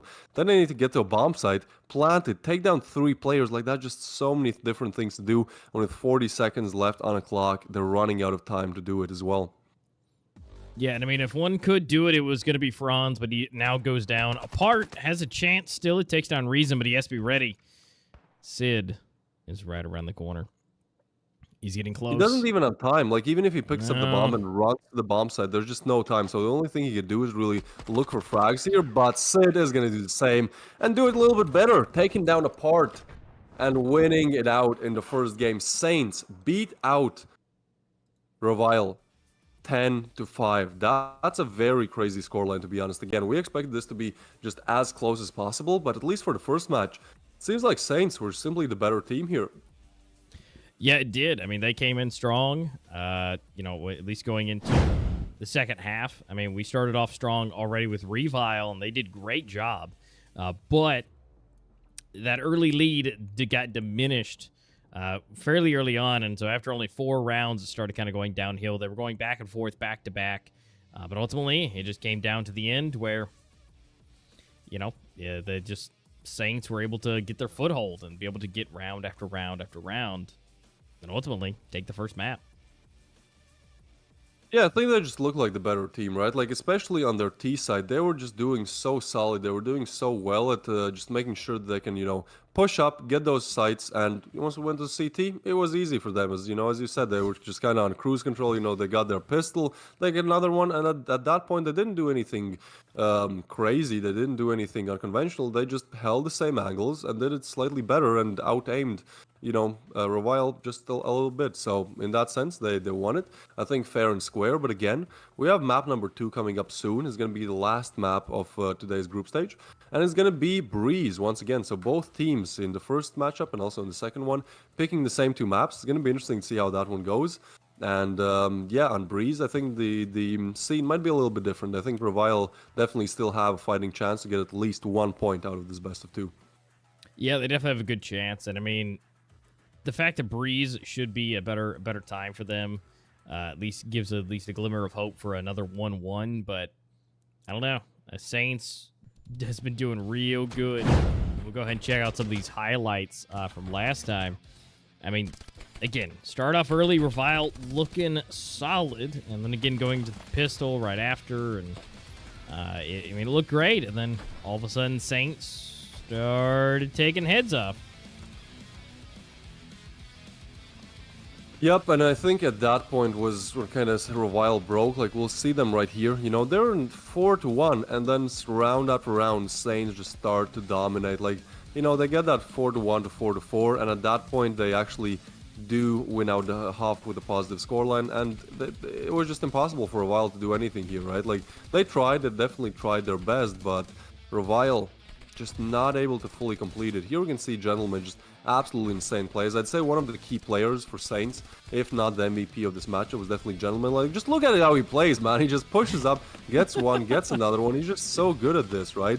And so, yeah, with the Gentleman playing great and the rest of the team showing up as well, I mean, there were moments where you thought, okay, Revile might get this round, but I think overall you just thought, yeah, Saints, they look like they are going to do it, and they did it. Sid here, shutting it out in style, denying the 1v2 clutch. And if we take a look at the kills so far, I mean, yeah, Reason, 23 kills to his name. On the other side of the thing, we have Franzis with 21. Both have great ratings, but I mean, we really saw a lot from Reason in this game. Yeah, and the thing is, you know, he was just constantly getting just good kills. Again, he wasn't the flashiest one.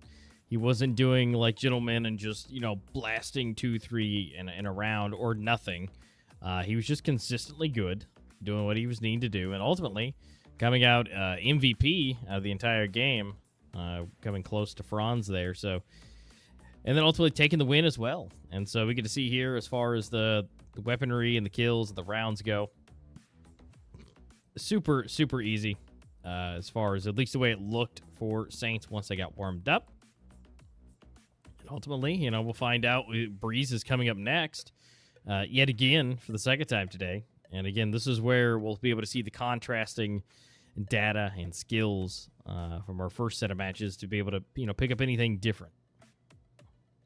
I mean, I want to point everyone's attention to one fact. Look at the side switch, right? Like, Saints getting 6 rounds in a row. Their CD side was just so good, and Revile didn't really have any answers on the T side, right? Like, we can see most of these rounds, there's not a single round where it's like a 1v1 and then, you know, Saints actually win it out. Most of these rounds, 3 players stay alive. You know, and some of them 2 and some of them 4, but at the end of the day, like, CD side coming in from Saints was just, again, just so good, and I think Revile, that's going to be, you know, if they want to win the second map, that's something they definitely need to focus on. Their T side and how they can approach and how they can crush what Saints have created, this monster of a CD side. Yeah, and I mean, as of right now, if you look at the kills and everything, it was still close. I mean, 15, 10, 7, 6, and 7, but then again, you had the other 2 players that were also doing well, which were Sid and Gentleman right behind Reason, 16, 13, 13, 8, and 8, respectively. And the fact that, sure, they were a little bit under 1.0, but having 0.89, almost 0.9, and then 0.8, I mean, it's very solid, very commendable, and that was only 8 to 10 and 8 to 9 on their kills to death. So, I mean, ultimately, Saints came out cleaner. They came out pretty good, and ultimately, they secured the victory. So, congratulations for Saints for pulling out the first victory for them. Now, again, this is a best of 2, so we still have another match left to go. Will it be for Saints?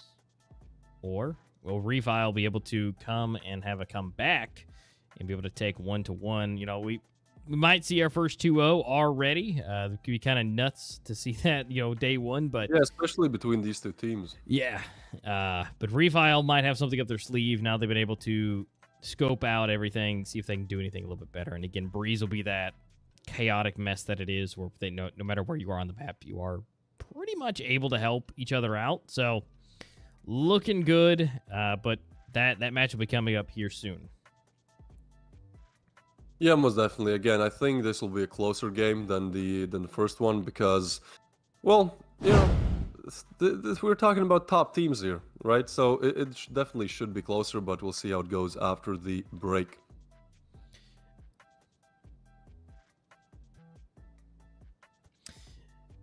Yeah, no, we should be going into this pretty soon.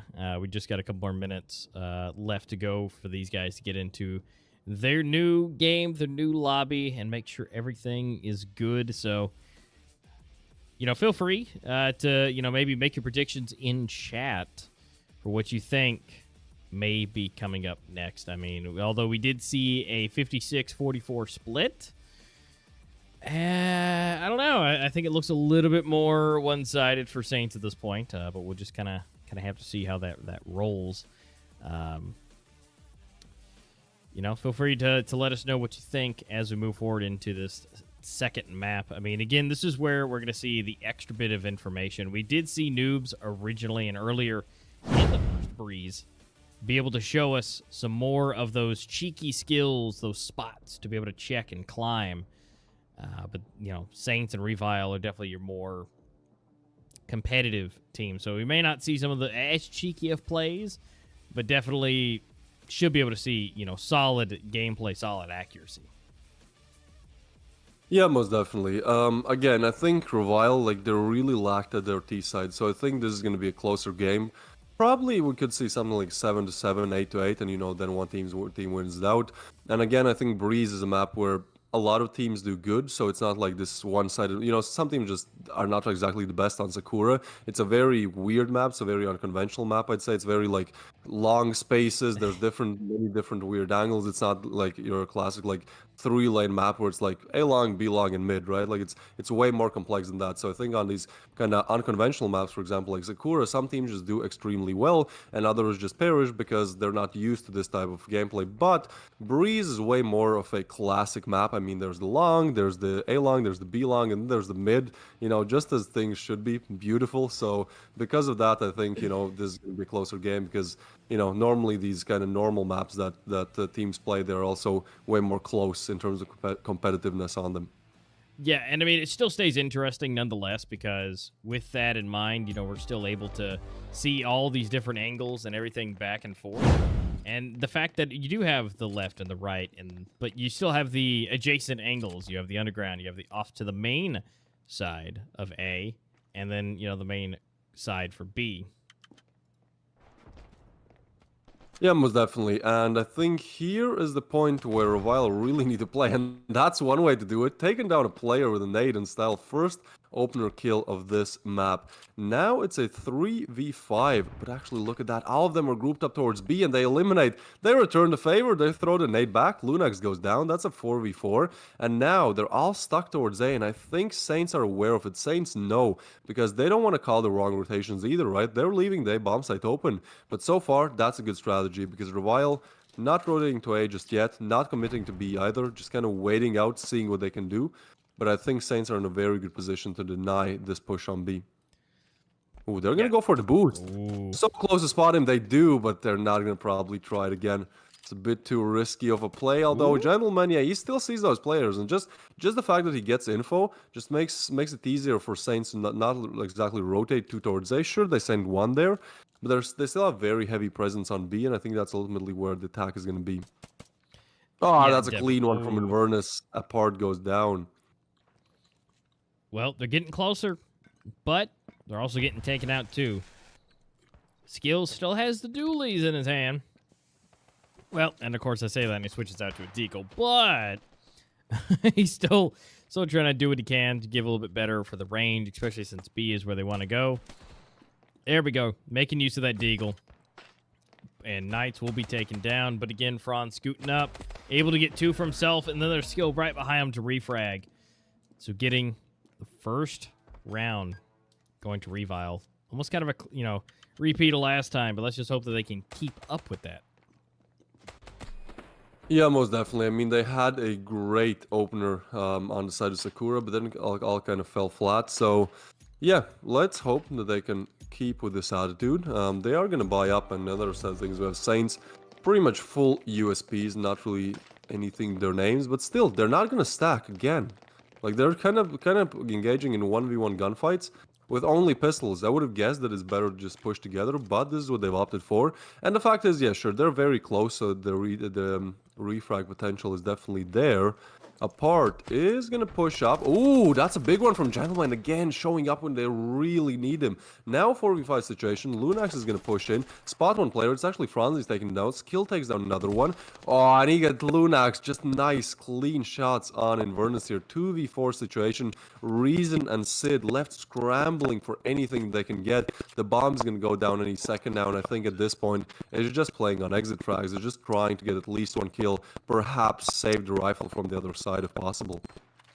Yep, looks like what is happening.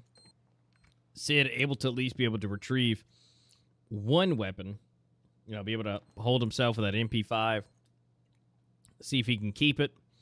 Maybe be able to punch in here. I mean, he might want to just say YOLO and see what he can do. Well, that's going to be at least one. Maybe not. Nope. Sid's going to go ahead and go down. Franz going to take him out. So that's Revile for the first early two. But now, Saints will be buying up exactly what they want. And so we'll see if Revile can withstand what Saints is about to bring upon them. I mean, look, Revile, they got 0 T-side rounds on the last map. Now they already have 2. This is such a better start, like in any type of way, right? And the fact they've gained this confidence and they're able to get these rounds on the T-side that was very unlucky and just not working for them on the first map means they're definitely here to fight. Now we'll see how big is that hunger to actually win, because I'm sure that Saints have prepared some good strategies as well. They're actually pushing towards B, towards mid. Yeah, Franzis is expecting this boost. Look at this, Knight so quickly gets taken down. Inverse, another one. Sid gets one on apart as well. Now 3v4 situation. Lunax low. Boost coming in, but Sid blind, still fragging. And now Skill, only one on full HP. Lunax, one wind blow away from dying. This is not good if you're on the side of Revile. They know where they are as well, so B bomb site is completely unlocked. And with that, a backstab is coming in as well. So Revile definitely finding themselves in one of the worst places possible here.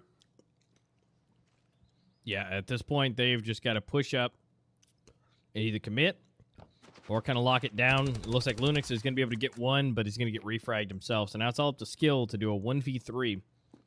He has the bomb, so at least that's the best case scenario.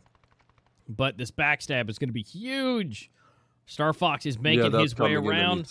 Is he expecting it? He actually heard it. Oh, but not enough. Not able to make the connection. But at least he, expected it. Yeah, I'd say valid 10 by him, but Sades get their first round on the board. And Revile, oh sweet Revile, we don't want this to happen again, right? We don't want this early lead, this early confidence that just gets shattered midway and you can't get it back. So Saints, you probably don't want to let them advance too far. The fact that Sid is able to get that frag while still flashed, just perfectly flicking while flashed, that is crazy. That shows why he's playing in the major. Now, seems like Revile, they'll just go for a pretty quick A here, probably trying to take mid as well, but A is definitely where most players are grouping up. Look at this, Sid, he gets so much info. He gets so much info, pushing up together with his teammate. Now, look at the rotations. Yeah, the rotation can come in. The final player on B, that being Inverness, he can go to A, and then the rest of the team can probably just go for a backstab. I mean, Sid and Reason not committing to it just yet, but just that push gives them so much info. That's such a smart play. So they pretty much just cornered Revile. They know all angles they could peek from. Yeah, they pretty much know everything. They've got everything open and clear. Skills is going to be the first one to go down. And again, will they continue to push for A? It's a possibility Lunix does go down, so that's going to be the mid area going to be pretty much taken back. So, I mean, at this point, A is pretty much all they have to be able to do. But Gentleman off to the side, he is just waiting. And although we do see, one player hanging out on the backside that's just expecting it, they're kind of getting stuck in the underground.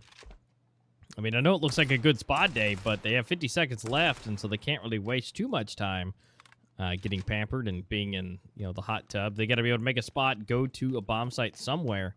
And B, they might be able to come around and surprise the players over on B. They might be able to get Sid and Reason, but I don't know. They're going over, kind of going over the wall. They might be able to hear them. Sid is expecting it. Some damage being dealt. But not a whole lot. At this point, just play on time. Somehow still goes down. All right, it's one left alive, that being Knights. Only that default pistol. Yeah, this is not good if you're Knights. Reason getting boosted on side as well. I think the best thing he can do is, retrieve that rifle and just call it quits for this round. At least you save that coming into the next round. And I mean, it's not all lost, you know. At least you have that one small victory when you have pistols and then you upgrade to a rifle. That's something, probably not what you expected in the ideal scenario, but it's not a dream, you know. Sometimes these things happen, and I think Revile should be able to bounce right back. Yeah, I mean, this is going to be a best case scenario type of thing. I mean, the fact that he got a free weapon and now is either able to help with extra equipment or be able to, you know, buy himself up a little bit more. I mean, this is definitely going to be better than it could be, but we're going to see a tactical pause come in from Revile. They're going to be able to, you know, kind of better figure out what's going on. They haven't exactly been doing the best as far as it comes here, so we'll just kind of have to see where they go as far as what their plans are. Although it does help Saints, technically, because the tactical pause does help for both sides, although that might give them a chance to break up their momentum a little bit. Yeah, for sure. It's interesting. I think after these tactical pauses, a lot of the times you see a completely different gameplay coming in from both teams. So it's going to be interesting to see what Revile change in their approach, if they do change anything. And honestly, I think Saints, they have a very good coalition setup, right? Like, they're not doing this stale thing that we saw in the first best of two, where you kind of just have 2A, 2B, one towards mid, and then you just hold angles and wait, and then, you know, if they push, it's pretty much 2E5. No, Saints approach is way more creatively. They actively push bomb sites, as we saw in that last round. They gain map control, they gain info, they play very dynamically, adjusting to what is happening and what kind of attacks are made by the T side. So that's great to see, and I think that's kind of one of the culprits why they've gotten 2 and are looking to definitely extend it. Yeah, absolutely. And so they're gonna try their best to continue on. I mean, they have kind of, again, best case scenario on both teams right now. So whoever has the best aim, the best abilities to utilize what they have, this will be who's gonna prevail forward into the lead again. But I mean, right now Saints are looking pretty prime for that. We got a 1-to-1 trade apart. Star Fox both going down. Oh, that's great utility usage. I think they might have not spotted Gentleman. He gets a double, another double from Gentleman. Oh, He's man. so good with these. And that completely changes the outcome of the round. Revile are now stuck on the A side. Yes, sure, skill might get one. That might be an opener, but still, bomb to be planted, 3 more frags to be found. Look how close Saints are. They're pretty much on the bomb side. As soon as they hear that plant, they're going to tag the side and have a 1v3 while that bomb is being planted. So they're in a very good position to wreak havoc right now. Skill spots another one, but yeah, Saints, no bomb plant yet, so why would you peek? Just wait it out, you know, talk over your strategies, how to approach this. No need to give them 1v1 gun duels. No, definitely not. I mean, right now Saints are doing great in these 1v1s, so they definitely need to peak as many as they can. I mean, as of right now, there's 2 players left, so they've got to be able to maybe get this bomb planted, but they're going to have to make sure to remove this player off to the side and be able to get him out of the way.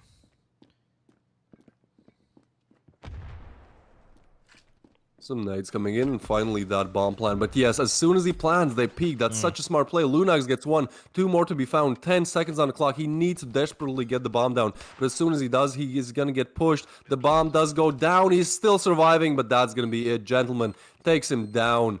Actually, his teammate assisting it. It probably was some nade damage. Most likely not intentional. But either way, Saints fight for their 3rd on the board. Well, they brought it back, they brought it up, and so, I mean, honestly, again, doing a solid job when it comes to that. I mean, they're locking these things down, bringing everything forward, and they're not getting baited out by a lot of these, you know, kind of pushes or fakes or anything. They're really holding strong, and I definitely, if they're kind of, you know, really going to make a bet for anything, they definitely should, because, I mean, they are making all the calls and all the plays perfectly. Now they're going to, again, they're taking the lead, so let's see if they can keep it up. I mean, they're pretty primed for it. I mean, if they win one more time, they're going to break Revile, and again, be able to take another one more than likely after that. So if Saints want to go ahead and get that lead like they did last time, this is the round for it. But again, on the reverse of that, Revile really need to take this one. Yeah, this is theirs to win. The cash is not there. They desperately need this one. Otherwise, again, another forced round, perhaps another eco. That's just not what you want to have in your cards.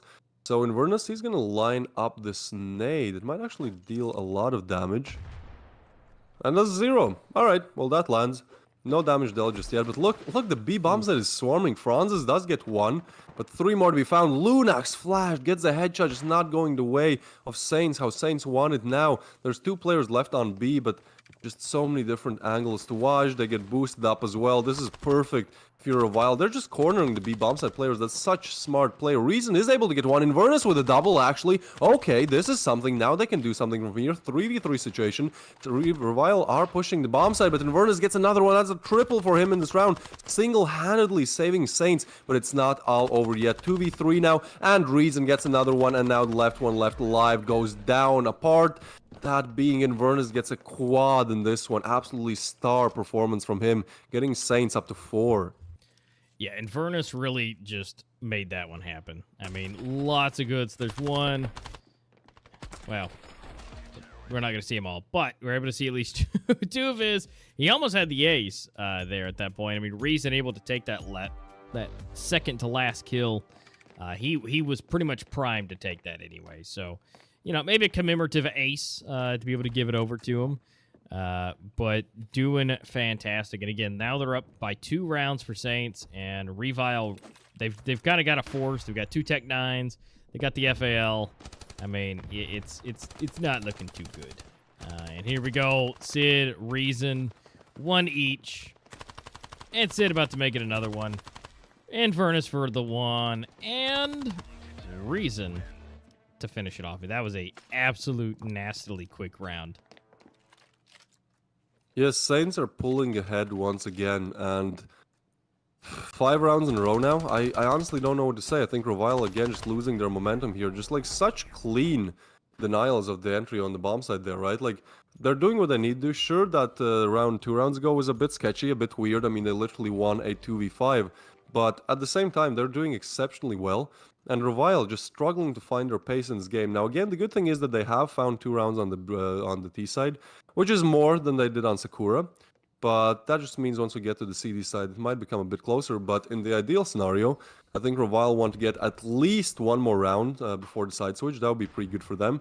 Pretty good setup. But for now, Revile are going to push the B bomb side. And this time, there's nobody there. Lunax already on the bomb side. If he's able to get this one frag, which he does, that's the bomb side open. The bomb going down any second. Smoke's being thrown as well. And that's a great recovery coming in from Revile. Sure, it's still 3v5, but this just looks like it's in the cards for Revile.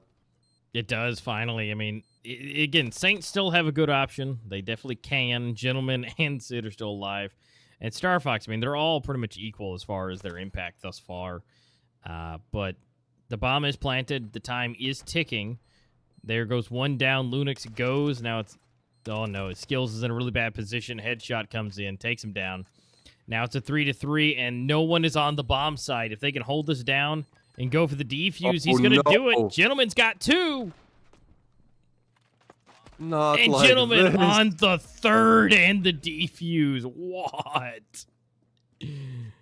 Oh, that must feel horrible if you're inside of Revile. That was a 3v5. They had the bomb site. Oh. They had even thrown smokes to deny, to slower the entry of Saints, and still they're able to win it out. This is...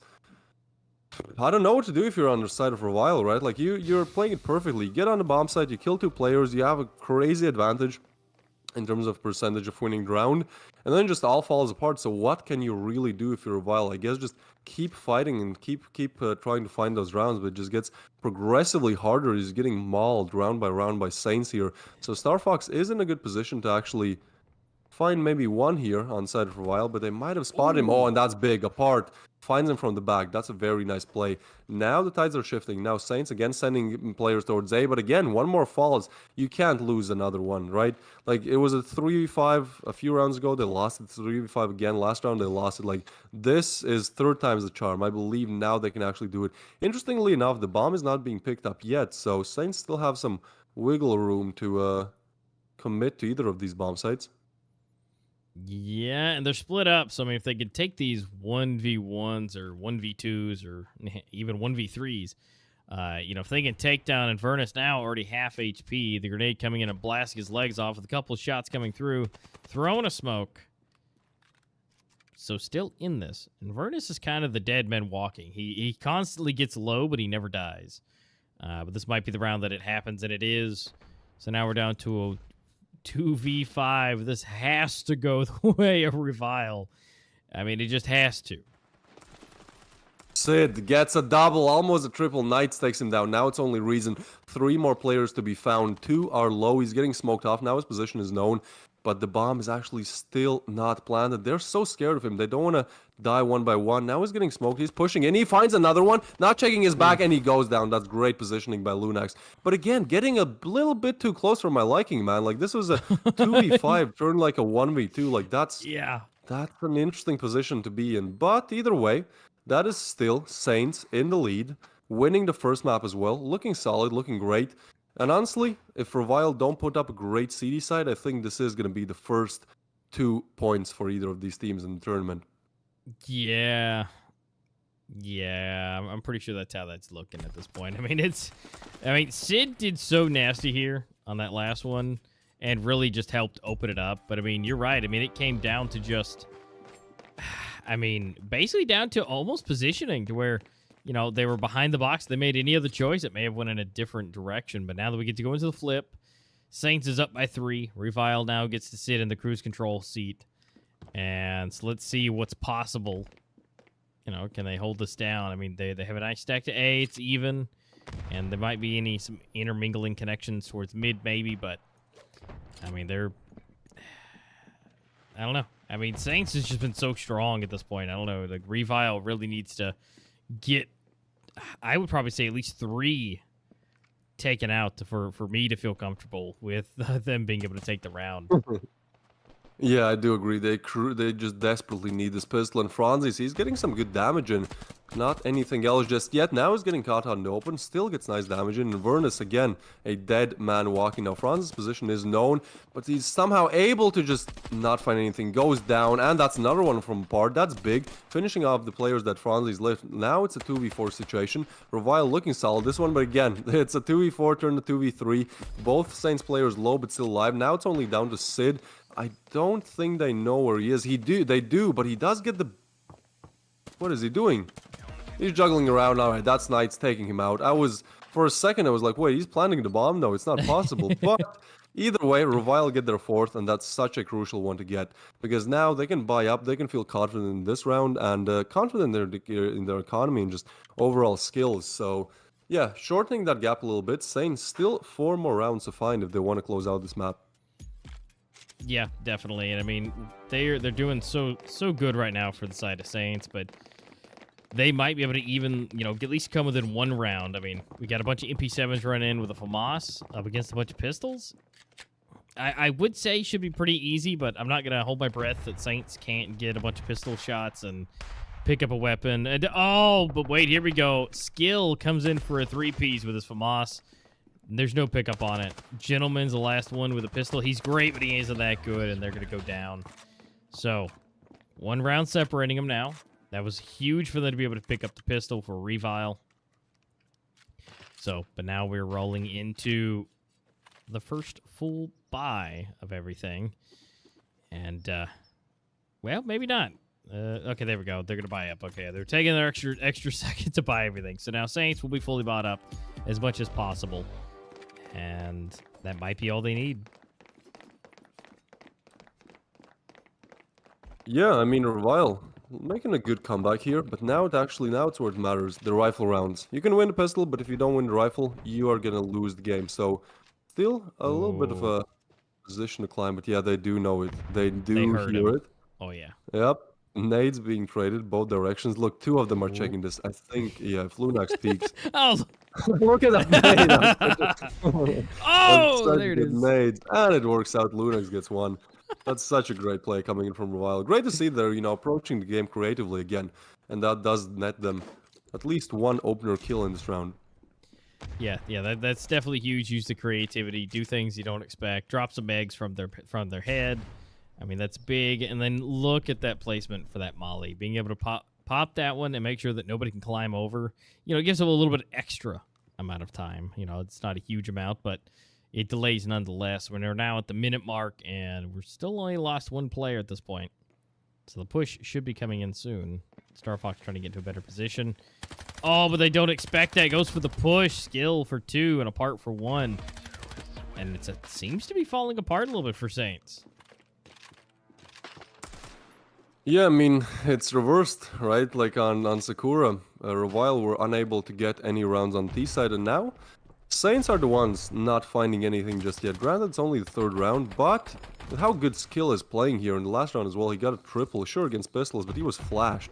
So with how good Revile are playing, both as a team and individually, I mean, Saints, they have to start worrying a little bit, or at least thinking about different ways to approach this one. Yeah, they definitely do, either by sheer force or speed. That's always my two choices, speed and force, to just make your way up in there, but they've definitely got to make that choice, and now they're getting some extra damage. Those nades have been absolutely nasty. They really need to watch out for that spot, whether if it going through the door or just dropping eggs over the wall. Either way, they've got to be able to start watching out for that, because rolling up into the bomb site already at a disadvantage, that's not good. Lunax is getting boosted up, but doesn't really find anything just yet. Oh, and they're pushing the B bomb side. Star Fox finds one with the pistol. Nevertheless, you don't want to lose this round if you're a Vile. That's just against pistols. They have gotten the plan, but still, so much more time left on the clock until the bomb explodes. Lunax, the first one who's going to push in. There's no way he doesn't check this. He does. He gets a flick, but Reason, meanwhile, refrags on Franzi's. All right, now it's a 3v3. Some more damage. Reason again with that pistol, just so deadly. And meanwhile, Inverness finds another one. Now it's a 1v2. Reason has an upgraded rifle. This is horrible. Revile, again, losing the rounds they should not lose under any circumstance. Now he's getting pressured, and that's a nice sandwich. Nice refrag coming in. Apart goes down, and Saints find their first round on the T side. And what a matter, right? Like, buying pistols and winning out round, absolutely crazy. Yeah, and I mean, that rifle that was picked up really didn't come in too much of a handy. Just because 2 times in a row, Inverness was able to be the backstabber, his teammates able to come through and, you know, cause the distraction. He's able to pop out and get the kill from behind. I mean, that's huge. I mean, regardless of it being pistol or not, I mean, it's all about that team play and what you're able to do together. And so now it looks like we're going to swap it up, and it might be prime for the A side this time around. B has been, you know, working a little bit, but might switch it up, see if they can take A. Apart trying to keep anything that he can, but Gentleman getting into a nice position, just trying to disrupt and cause chaos.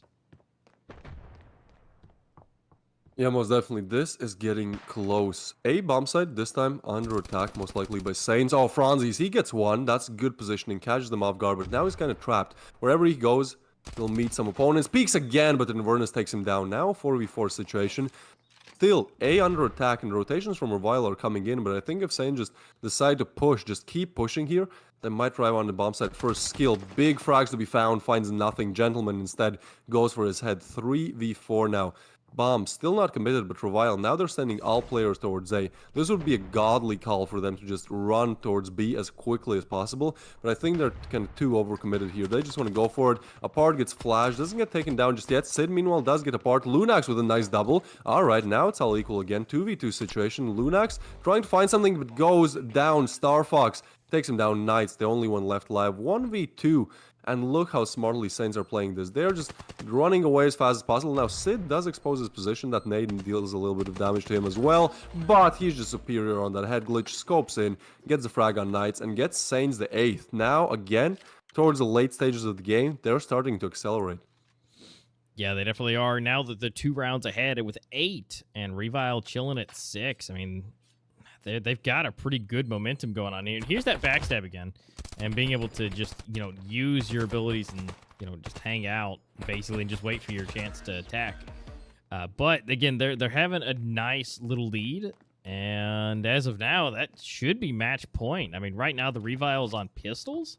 Revile has to have just an absolute nasty game right now with pistols, or it's going to be match point for Saints, and then they're going to have to give it their absolute all. And look at Reason, just the tracking in the air is so impressive. Yeah, Reason, definitely giving a reason for Saints to win this game. Oh, he spots another one. Great utility usage overall, but that's a clean one from Franz. He just eliminates Reason out of the game. Again, Revile have a little bit of chance. They do check this angle. Lunax goes down, and now the B-bomb site open again. Meanwhile, Star Fox still fighting on, and now look at that. Utilities, everything they could ask for, and yeah, just meeting pistols on the other side. Franzi's the only man with an upgraded rifle. He's gonna go save it and try to do the best, because now Saints are on match point here. Yeah, and I mean, Franz at this point, he has other trinkets in his pockets to save as well, so best case scenario, again, saving it and being able to stay where he is, and hope that they can start bringing it back, because again, it's about to be match point as soon as this bomb blows. And Saints are looking at doing it the first 2-0, only in the second match on the first day. I mean, they're definitely coming in to win. Oh, for sure. They're looking to take all the points. Again, the groups are not easy, so all of these matchups really do matter a lot, and Saints are showing that they do understand. Star Fox here, nice check. Last time somebody was there, I think it was Hate Me. He was able to get like a three-piece in the first game, but this time, you know, when you check it, it eliminates that possibility for sure. So Saints on match point, 1 round away from winning the best of 2 on both maps. Now, what will be their attack? I think they're going to go for A again, and then their kind of strategy is to kind of just scout for kills towards mid and A, and if they get one, then they rotate B, right? Like, that's pretty good strat, because it makes CTs rotate A, and so you have a freer B bomb site. But for now, again, they're playing very passively, playing very slowly, making sure that they don't make any mistakes in the early stages of the game, allowing the opponents to make mistakes if they do wish to, I guess, and for now, just playing slow, checking angles. Yep, they definitely don't want to make any of those mistakes. I mean, being that it's match point, Revile is going to take it nice and slow. Try to stay out of the way. Getting flashed. Let's see. I mean, right now, A is pretty much just open for business. The only one over there is apart. And he's just, you know, they're not pushing yet, which is great. He might be able to still have a chance to call for reinforcements, but it is slowly pushing up. Gentleman is here. This is probably not going to be too good for him. Now, if he can get any kind of damage whatsoever, that'd be great. I mean, he's got to be given the information that things are being thrown, grenades are flying, mollies are flying, and everybody's rotating over. So now they're going to go for the quick push. Everyone's blind. I think there was a bit of miscommunication on that. Apart, still alive, able to get himself 2.5. You really, Franz able to help out. And I think it's all falling apart here. There's 2 versus 4. Best case scenario for RevialGG Gaming for being able to stay in this. But Knight's able to take down Sid, and now it's all up to Star Fox. And he now goes down. All right, that's good. That's something definitely that Revile need, but now they need to find 3 more of those in a row.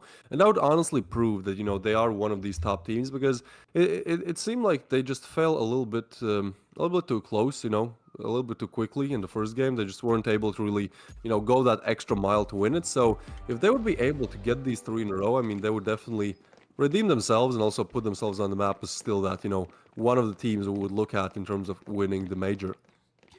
Yeah, and again, you know, the early matches for day 1, again, there's a lot of nerves, a lot of things happening, so we'll find out how well they do continuing onward, but as of right now, you know, they've got to be able to look a little bit better nonetheless, and they got the first pick, make it second pick, or nope, yeah, second pick goes to the opposite side of Saints, so, well, I mean, this is going to come down to it. I mean, any of these matches could be the end, being that Saints is just 1 away. So we just, as it goes down, if they can isolate, again, those duels. But right now, there's only Franz over there on the A side. So if they push right now, Franz will be just overwhelmed. And then the skill has to come back down the stairs and be able to help out that way. And it's just kind of a bad time. Yeah, Saints, they have perfect opportunity to finish this game. I mean, they are lining up their mollies, so a hit should come soon. But I think that if they waste it too long, one of these players on B will just check long, make sure there's nobody there, and, you know, make one more player rotate towards A. So even though for now they're in an advantage, they need to go, and I think the call is here. Some nades, some utility being thrown, and on they go. So much to do, and Reason finds the first one. That's a huge frag, but he's burning alive. Meanwhile, Gentleman finds another one. 2v4. Yeah, they just completely stormed a bomb site. Now it's a 2v4. Lunax and Knights have to do everything here to keep their teams in the game. Their positions are known. They're getting flashed. They're getting smoked. but they respond with the same, throwing some nades, looking for players, but Reason finishes it off in style, gets a crazy double there, Lunax goes down, and that is Saints winning both maps against one of this tournament favorites, Revile Gaming. Such a dominant performance by Saints, just holding on for every single round and ultimately winning it out in style. Yeah, they definitely did, and again, they didn't just 8-8 or 9-9, getting it there. I mean, it just came down to a lot of these rounds and being able to secure them and just have superior aim and tactics. I mean, we did see some cheeky stuff coming in from Revile, and they were doing a good job on the maps that they did win, but ultimately it just looks like it came down to they were split a lot of the times, and as much as that's absolutely what you should do, but it's just that information, that rotation just seemed to not come quick enough, and just ultimately it kind of fell short. And so we get to see our first 2-0 already, and we get to have a 1-1 and a 2-0. So congratulations to everyone who's played today. And these players, they gave it their all, they gave it their best, and especially to Noobs for the team. Extra shout out for the underdogs for being able to at least take one map against pretty much arguably the best team, and did it really well and really flashy. Yeah, I mean, again, they were able to get more points than Revile, so yeah, it's gonna be interesting to see. It's gonna be interesting to see how it goes. Again, these groups are very tough, but we still have 5 more days of this. We have 5 more days of the group stage. The first day has just ended, and I think we're gonna see a lot of crazy stuff happening because from what we saw today, all of these teams really do want it. The question is, which one wants it more? Absolutely. And let's just go ahead and go over some of these highlights of what we just got done seeing. We got to see some beautiful shots, some over-the-wall action, and ultimately, and I honestly, I can't wait. I hope they were able to grab just the egg drop grenades to be able to come in for the kills. I mean, they did so good, especially Gentleman. He was definitely one of the better players, just being extra flashy, multiple kills back and forth, and ultimately, it just kind of worked out in their favor. Yeah, we'll see how it goes. I mean, again, for tomorrow, I think we'll have the other group stage games from teams that we did not see playing today. So there's kind of still one underdog that I wanted to mention, right? Like we talked about how in both these groups, there's one team who did not participate in the minor, and one team that's kind of considered the underdog by many. In the first group, it's Noobs, and I mean, they definitely showed today that perhaps they are the underdogs, but they are able to, bark as loud as anyone else here. But tomorrow, it's actually going to be interesting because another one of these teams will be playing, so we'll see what they're able to do. But for this matchup, yeah, I think Saints just better. Plus, they won like 2 or 3 rounds, or it was like a 3v5 or a 2v4.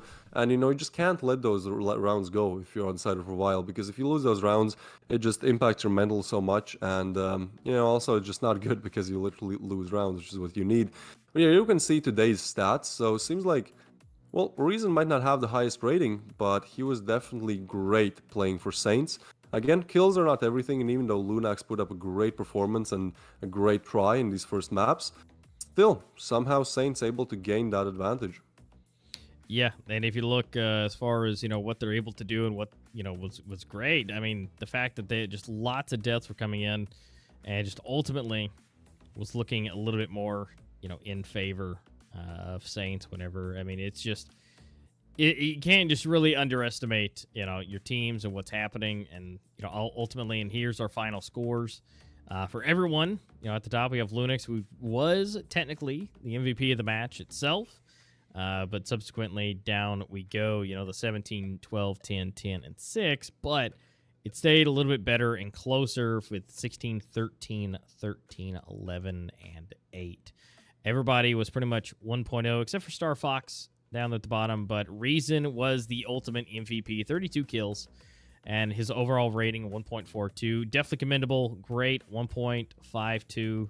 So staying positive pretty much the entire time. Not necessarily a double KD, but again, the team was solidly behind him and ultimately allowed Reason to, get to the MVP, but his teams were actually what helped make the wins. Yeah, I think Reason was obviously the player that was most noticeable in these games. Like he was really playing well, but again, you can't just play well as a single player and then expect all the others to do the work. So you need the team to also be there, and I think for Saints definitely it was the case today. For a while, they had that 1 or 2 star players, but it just seemed like as a team they didn't function well enough to actually take it over the edge. Yeah, it seemed like some things fell apart. It's just the strategies just weren't, hitting. They were looking. It just came down to, I think, the RNG. The random chances. You look left, they look right, type of thing, and it just was not working in their favor in their positioning. And so Revile will have another chance. They'll have some more matches. Again, we have 5 more days of this, so there's plenty more points to be earned. Just maybe today, day one, the early butterflies in their stomach to just make things a little bit more rough. So we look forward to seeing some more matches from Revile and be able to pick up some rounds because they definitely have it in their spirit and they have it in their history as well. So, I mean, we should be easily expecting more. But definitely for NCO Gaming for coming up, or INCO, however you say it. I think NCO sounds a little bit better, but they'll be coming up next. Hopefully, we'll be able to see some good stuff from them, being the kind of second underdog. Noobs kind of set the bar really, really high. So we'll have to find out who they're going to be going up against tomorrow and be able to see where that lies. So again, hopefully they bring some good energy with them. Yeah, most definitely. I mean, it's going to be probably hard for them to live up to what Noobs did today, but still, I think INCO are definitely someone who can perform. Here we can see them. So INCO and Death or Glory have not played yet, so I think it's actually a better match for INCO to start with Death or Glory, because even though they were good in the minor, they weren't exactly at the level that Saints or Revile were at. So that just means that, it's going to be an easier start, let's just say that, for INCO if they do want to make it. Meanwhile, Saints, yeah, leaders of their group so far, 2 points in their name. Revile struggling to take even one map out of Saints. I mean, that second one on Breeze was closer, but no cigar. Then on the other side of things, we have Winstrike and Noobs, both fighting hard today and both finding 1 point, both finding one map. So 1 point for that on the scoreboard as well. And then tomorrow, we'll see STREETEIGHT versus Team Elevate. Now that should be an interesting matchup. Yeah, I think that's going to be a really, really nice match. It should be good. And again, here's your schedule, that we were able to have for today. And ultimately, everything just kind of went good, went well. We see a 1-1 and a 0-2. I mean, it was really difficult for these teams. I mean, those first day butterflies, yet again, some working better than others, some not. But ultimately, for tomorrow's schedule, here's the times you're looking at. Same basic times you saw today. But again, here's your matchups for the INCO or NCO versus Death or Glory, and then STREETEIGHT versus Elevate for our second matchup. So those are going to be some good games, so definitely tune in. Make sure you have your notifications on and make sure that you'll be a part of that. And maybe you'll see some extra fancy skins come again tomorrow, some point during those matches. So maybe if you guys didn't get a chance to get that today, there should be some more chances to get that as well. So be on the lookout for that. We'll definitely make an announcement if you're watching to let you know that that is coming on screen, so you have a chance to get that.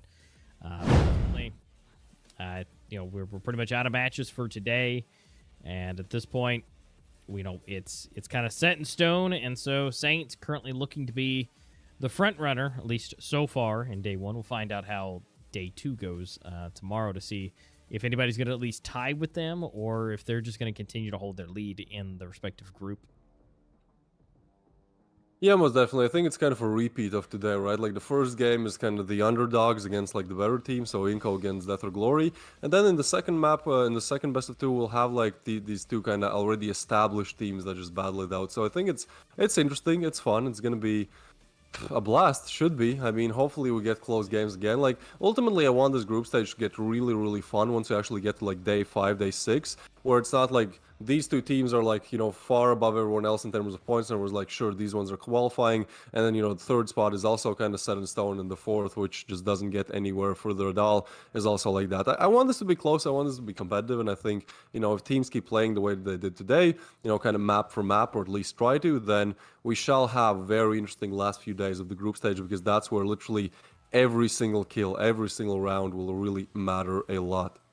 Yeah, and again, depending on where we land, those points that these teams are earning for getting these wins, if it comes down to a tie, that is where it comes down to importance. Is their kills and their deaths, and really comes down to that round balance. And so here's where our total ratings for today, Lita holding at the top with a 1.45.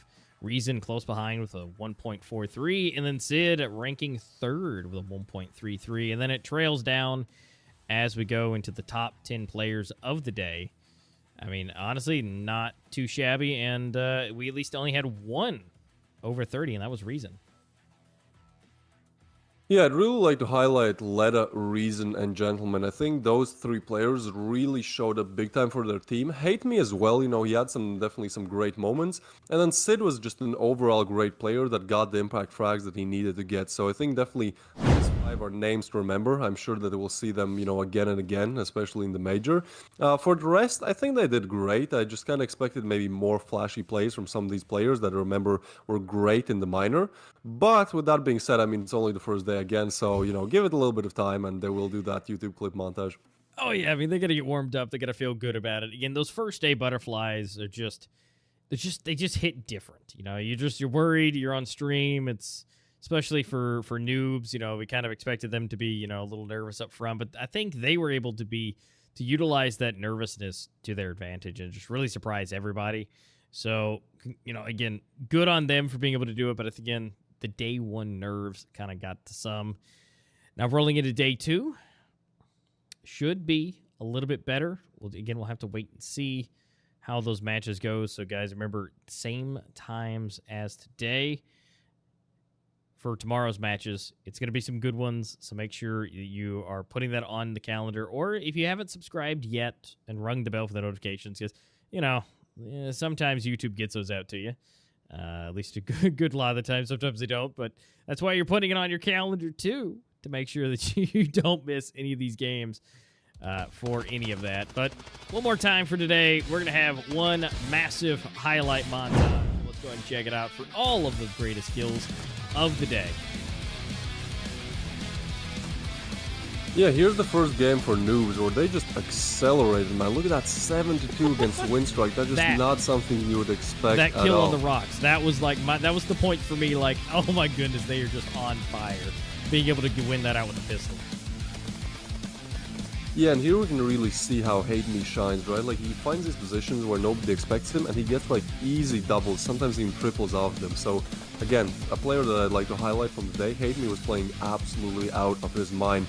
But it was not all over for Winstrike, as they were able to keep fighting on. Unfortunately, didn't get both maps. So it is what it is. I think Winstrike will make a quick recovery in terms of their points in the next couple of days. But yeah, overall, great players coming in from both teams. Yeah, and I mean, they were just rocking it out. Although, unfortunately, Noobs was not able to get a 2-0 on this one. They still put up a really good fight. I mean, as you can see, they're trailing right neck and neck with Winstrike.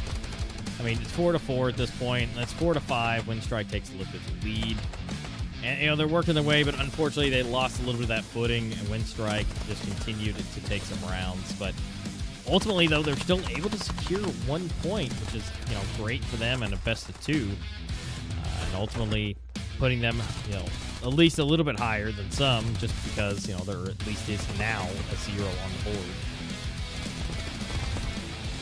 Yeah, most definitely, but I think from this position, Winstrike really has to play well their next games, right? Because otherwise, they're not looking the greatest in terms of just how solid they were. Like, that Sakura game really opened up my eyes to the fact that, yeah, they are human too, they can fall too. In the second best of 2 of things, though, I think at first Revile did a good job, but they have this problem where they do good and then something kills them and they're not able to find that momentum for the next couple of rounds. And I think they did fix it to some extent on Breeze, but still, I was just kind of expecting, if you have 4-1 lead, you're not going to lose 5-10. Like, that's just crazy how Saints were able to find that momentum and keep running on it. Yeah, and they were just so good at, once they found that foothold to be able to push, because again, Winstrike just was not at least one of the games. So the fact that Saints were just able to just blow it out, even though Revile stayed close, just wasn't close enough. And so, they eventually found that foothold, ran away with it, and ultimately, once they got up to 9, it was kind of just a matter of time. I mean, Revile did have a chance to be able to bring it back, but just ultimately they just couldn't do it. And I think it just came down to, especially that last one, down to some money management. Getting down into pistols was probably not the best case scenario. And then we got to see Breeze, where they stayed close, neck and neck, back and forth, back and forth. But the same thing happened again. Saints just found that foothold, and they're able to propel forward. Yeah, I think it looked very promising for a while, especially in the start of the second half. But once it kind of got underway, it was just all over. So yeah, it's gonna be interesting to see if they're able to fix this issue. I absolutely love this nade lob there. That was smart. The double eggs. That was just a good play. Yeah, and Skill was playing exceptionally well as well. So the fact that they still lost, with this one player showing up big time, it just shows that you kind of need a little bit more than just great players. Yeah, I mean, one player doing great is awesome, but again, it's that team symmetry, the being able to stay so close together, really is what makes it out. So again, guys, be sure to put this on your calendar. Make sure you're subscribed to get those notifications when we go live. Tomorrow, 1600 Moscow time and 1730 Moscow time is what it's looking like for game number 2. Now, obviously, there are potentially some minor delays for game 2. It just kind of depends on if they go all the way or not. As far as going all the way to the end of 9-9s. But we didn't unfortunately see any of that today, so just be sure to put those on your calendar because we got some good matches coming up tomorrow. Yeah, most definitely note them down. I mean, it's literally the same time as today, so that shouldn't be too much of an issue to figure that one out. I mean, subscribe to the Standoff YouTube channel as well. Turn on the notifications so you do actually get a notification once the game goes live. Yep, and so unfortunately, all of the matches, all of the montages have concluded for today. Just unfortunately, that's kind of where we are. So, hey, we'll have some more matches coming back for you here for tomorrow. So we appreciate you guys hanging out with us on the English stream over here on this side. If you guys didn't notice, there were some other ones for the official Russian side and, of course, the Brazilian side. So if you guys want to check those out, you can. But until tomorrow, we'll see you guys soon. See you guys tomorrow.